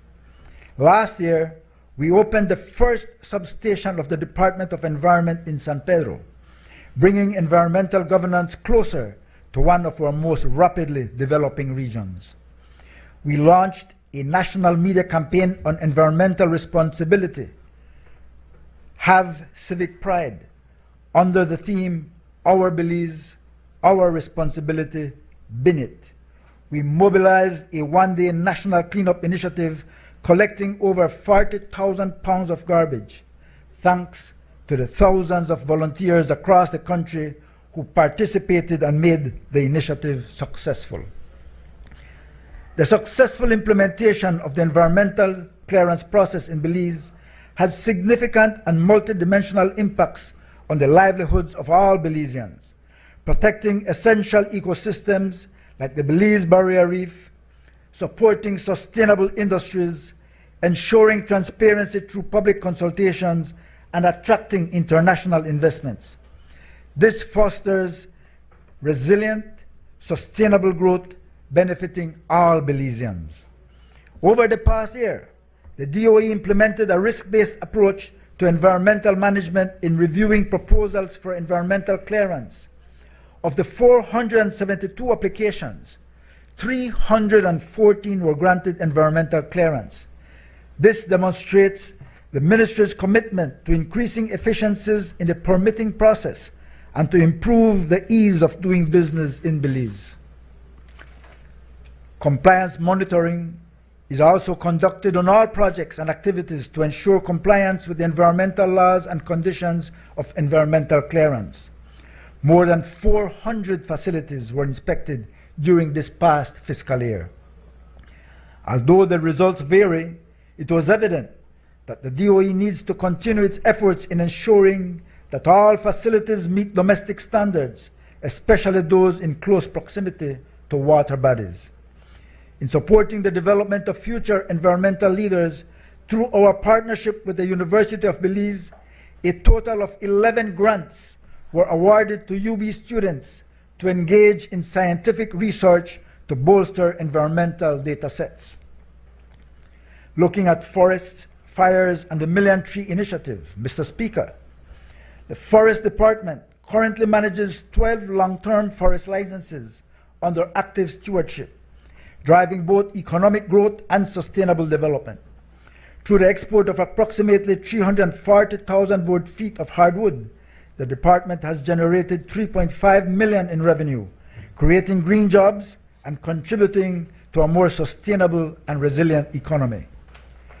Under our administration, the Forest Department swiftly responded to record-breaking wildfires in the Mountain Pine Ridge and Columbia Forest, successfully containing fires that damaged over 1/3 of our pine forests and impacted several communities.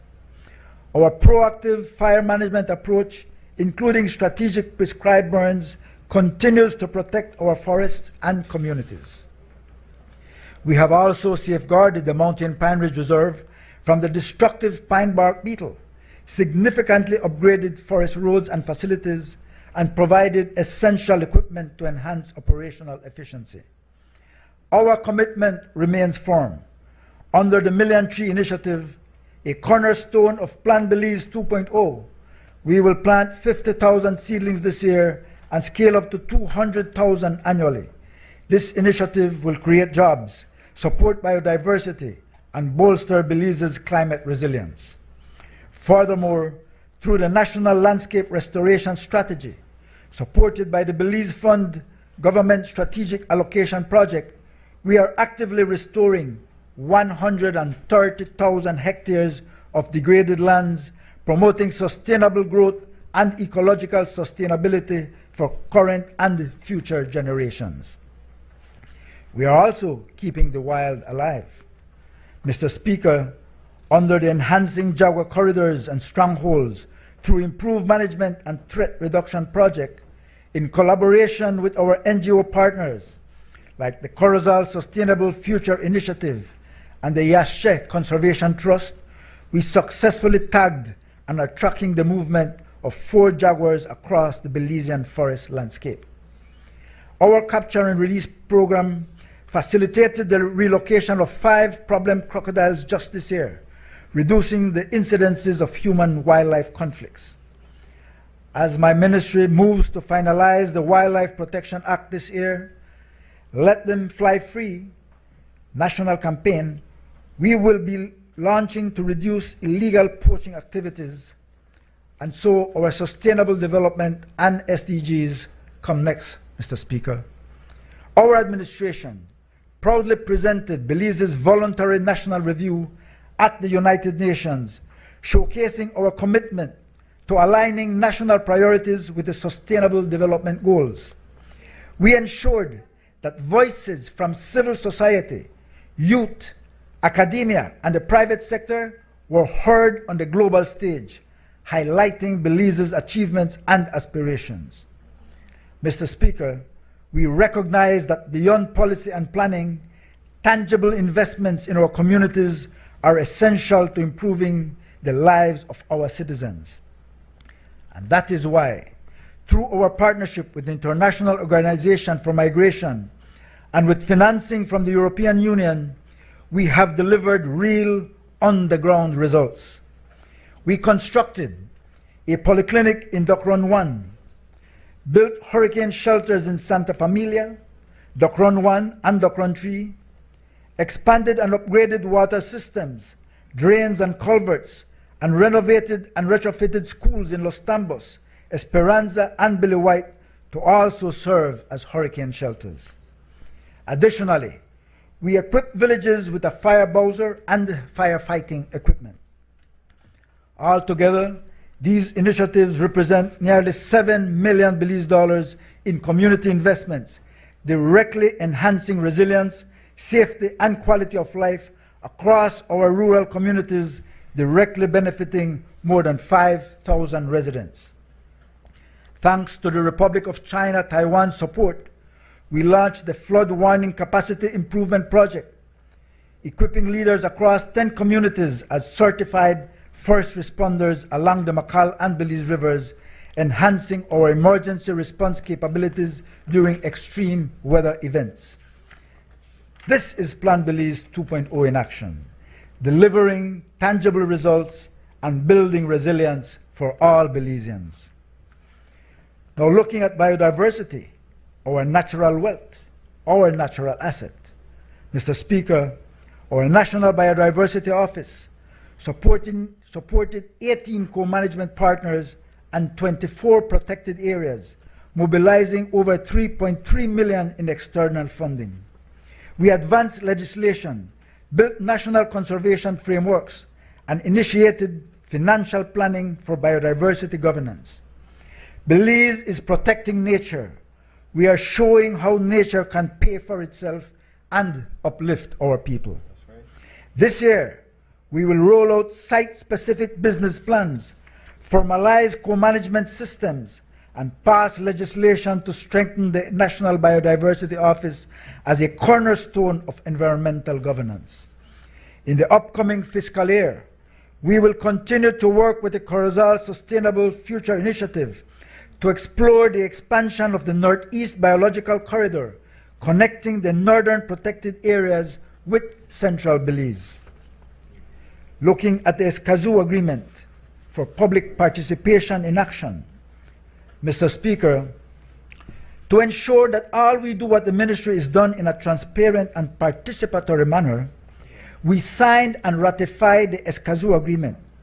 This agreement signals that government guarantees access to environmental information, public participation in environmental decision-making, and access to justice in environmental matters. In rolling out this agreement, we completed our national implementation roadmap, engaged over 100 stakeholders, and will now continue to strengthen our processes that foster access to environmental information and public participation. The work continues. Mr. Speaker, this year, Our ministry will drive transformative actions to secure Belize's sustainable future. We will strengthen solid waste management in the north with the opening of the Orange Walk Transfer Station, launch a nationwide ban on single-use plastics, explore innovative waste-to-energy solutions at Mile 24 Regional Landfill, and recycling of organic programs.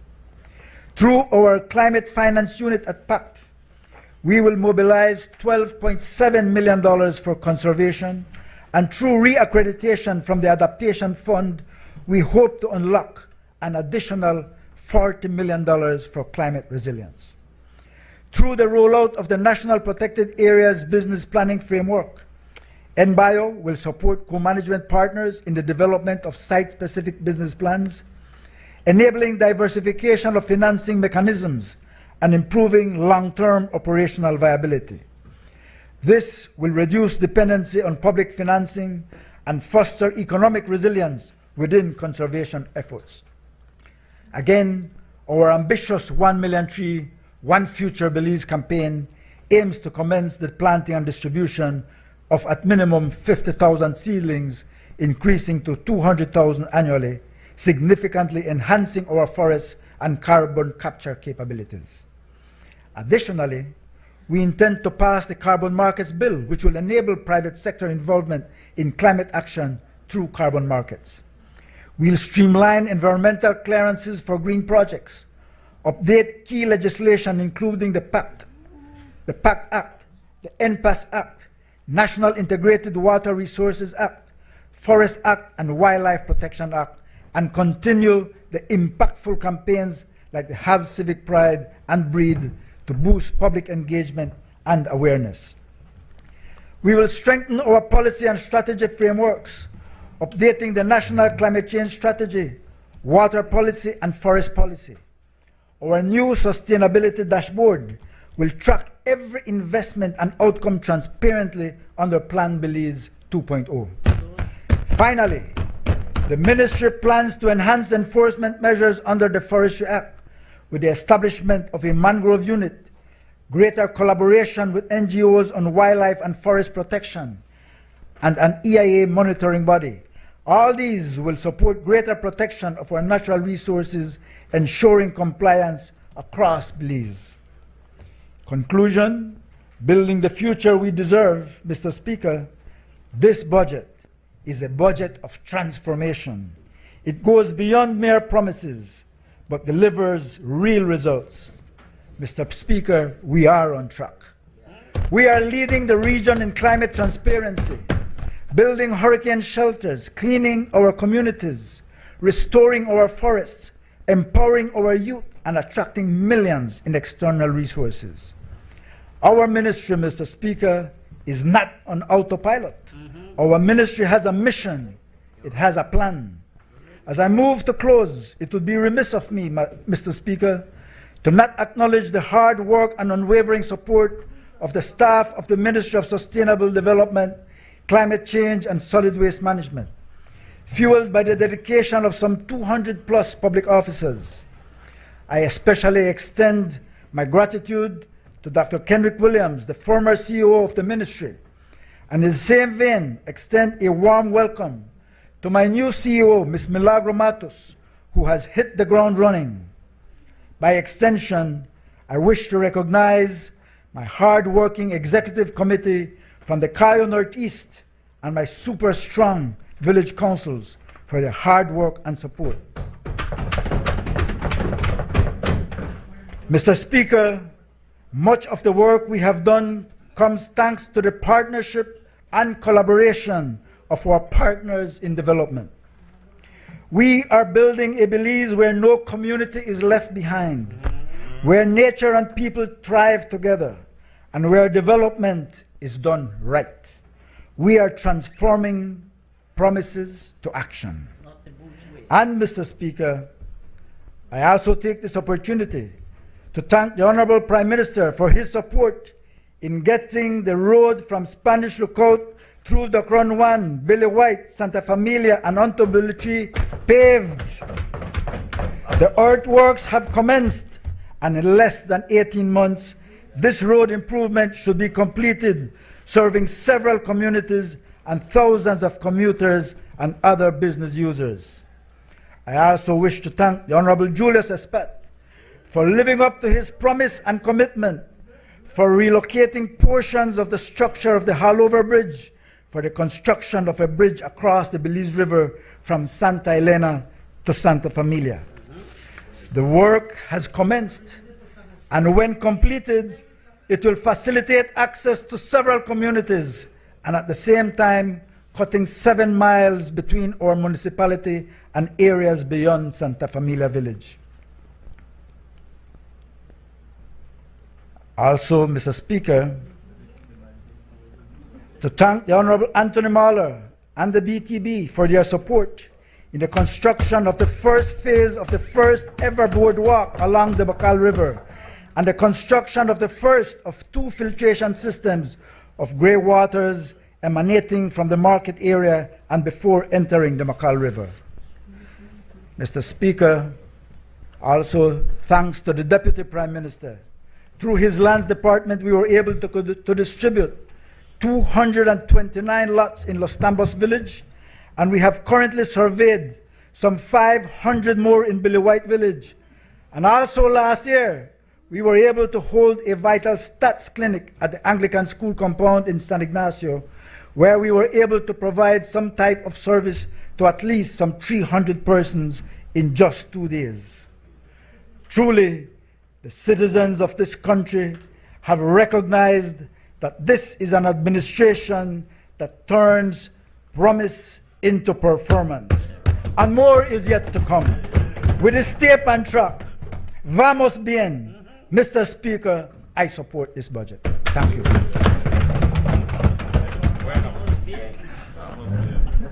I recognize the member from Belmopan. Mr. Speaker, thank you so very much. Single space, 15 minutes.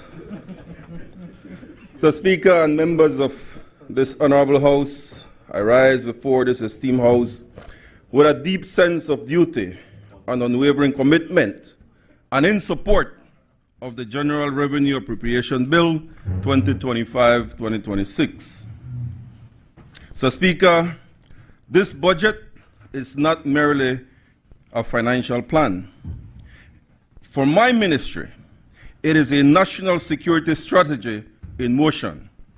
It is Plan Belize 2.0 in motion. We live in a world of evolving threats that require that our soldiers and sailors be both flexible, resilient, in order to effectively defend the territorial integrity of our jewel and safeguard its sovereignty and its people. Before I continue, I want to acknowledge my predecessor, the Honorable Representative from Corozal Southeast, Honorable Florencio Marin Jr., the previous Minister of Border Security, National Defense and Border Security, who I worked with over the past years and with whom we laid a solid foundation for the future success of the Belize Defense Force, Belize Coast Guard, and the GIOC. With that foundation laid, we can now further enhance the capabilities of our security forces. Mr. Speaker, from the moment the responsibility of being the Minister of National Defense and Border Security was entrusted in me by our Prime Minister, my team and I have hit the ground running. And I mean literally running. We have accomplished a lot. We have completed an analysis of our borders and territorial waters, including a visit to each conservation post along the western border, along the southern border, and the Hunting Key Forward Operating Base.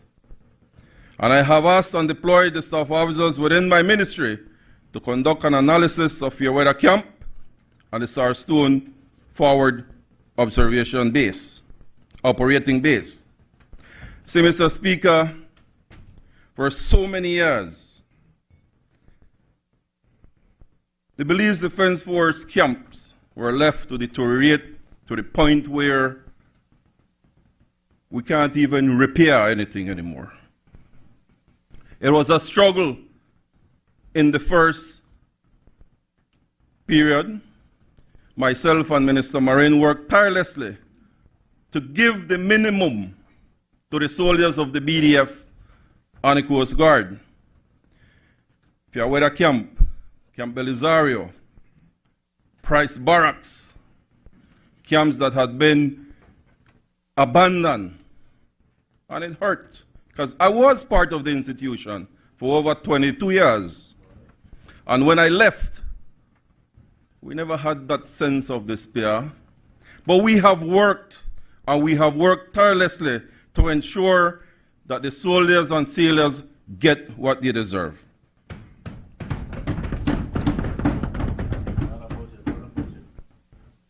A lot has been done. And we started with Price Barracks, where the headquarters of our military is, where the training for our soldiers is conducted. And I must say that in the last few months, we have opened a brand new accommodation barracks for Price Barracks. We have opened a brand new kitchen and dining area in Price Barracks, and we have refurbished many of the soldiers' accommodations and ablutions in Price Barracks. But a lot more needs to be done. After discussions with those on the ground, those that work day and night, those that are out there on the border, maintaining military presence along our border, making sure that we can sleep well at night, we fine-tuned our already established plan for the usage of this budget, and my team and I came up with the following strategic priorities. Mr. Speaker, welfare. The success of the Ministry of National Defense and Border Security starts and ends with the soldiers and sailors. Taking care of them must always be our #1 priority.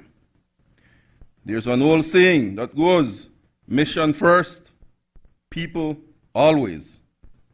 And I am proud to say that with the support of our Prime Minister, the Ministry of National Defense and Border Security and Plan Belize 2.0 will always put soldiers and sailors first, while ensuring that the mission is being accomplished. In this financial year, the welfare of the soldiers and sailors will be taken care of through, #1, the Belize Coast Guard Pension Plan. I must give thanks to Cabinet, who have already supported and approved the rollout for the members of the Belize Coast Guard who have valiantly served our great nation to be entitled to the very same established pension plan that exists within the Belize Defense Force. This is not just a small thing for the sailors of the Belize Coast Guard. For so many years they have been advocating, and all what they want is to get what is due to them. I would say that this pension plan is a small but monumental token of appreciation that did not exist before for those in the Coast Guard who have served our great nation. But this mighty plan, Belize 2.0, is fulfilling the mandate given by the people, recognizing the need for it, and now the members of the Belize Coast Guard and the BDF can enjoy the same pension package. Since 2019, and when we came in government in 2020, there has been the standing issue with the salary for members of the Belize Defense Force. For far too long, members and soldiers of the Belize Defense Force have been receiving their wrong salary. It has gotten to the point where we have approved, and thanks to Cabinet, we have approved jungle and maritime allowance and bush allowances to every member of the Belize Defense Force. However, we need to fix their salaries. This is not for 2019. No? Well, I am happy to report, Mr. Speaker, that these irregularities will be corrected, and they will be corrected by the end of July.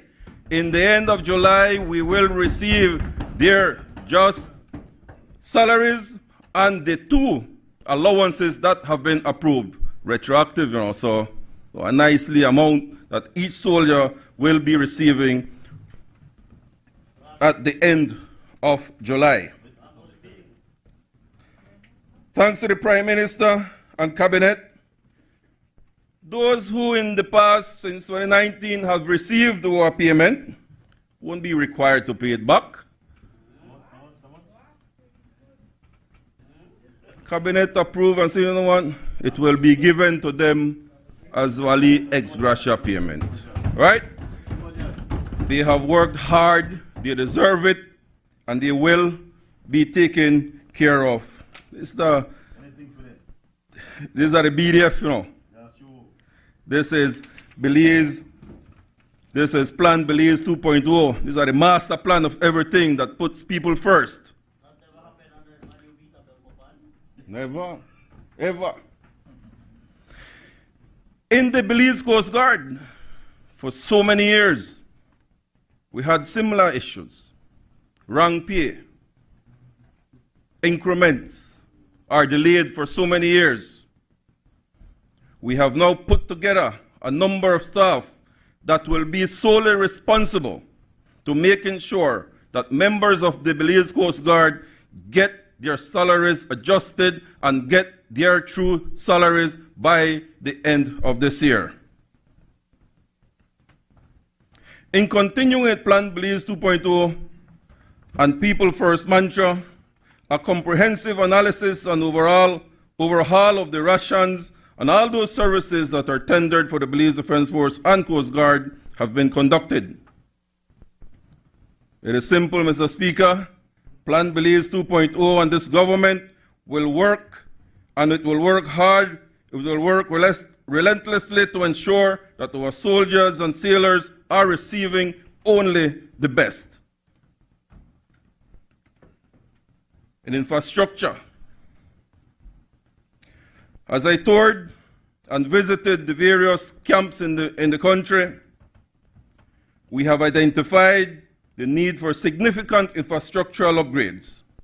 And within this budget, Mr. Speaker, those upgrades will come. We will be upgrading the parade square at Price Barracks. We'll be upgrading the barrack rooms all across the BDF camps. We will build a females accommodation at the Belize Coast Guard base. We'll upgrade the sporting facilities that are being used in the different camps.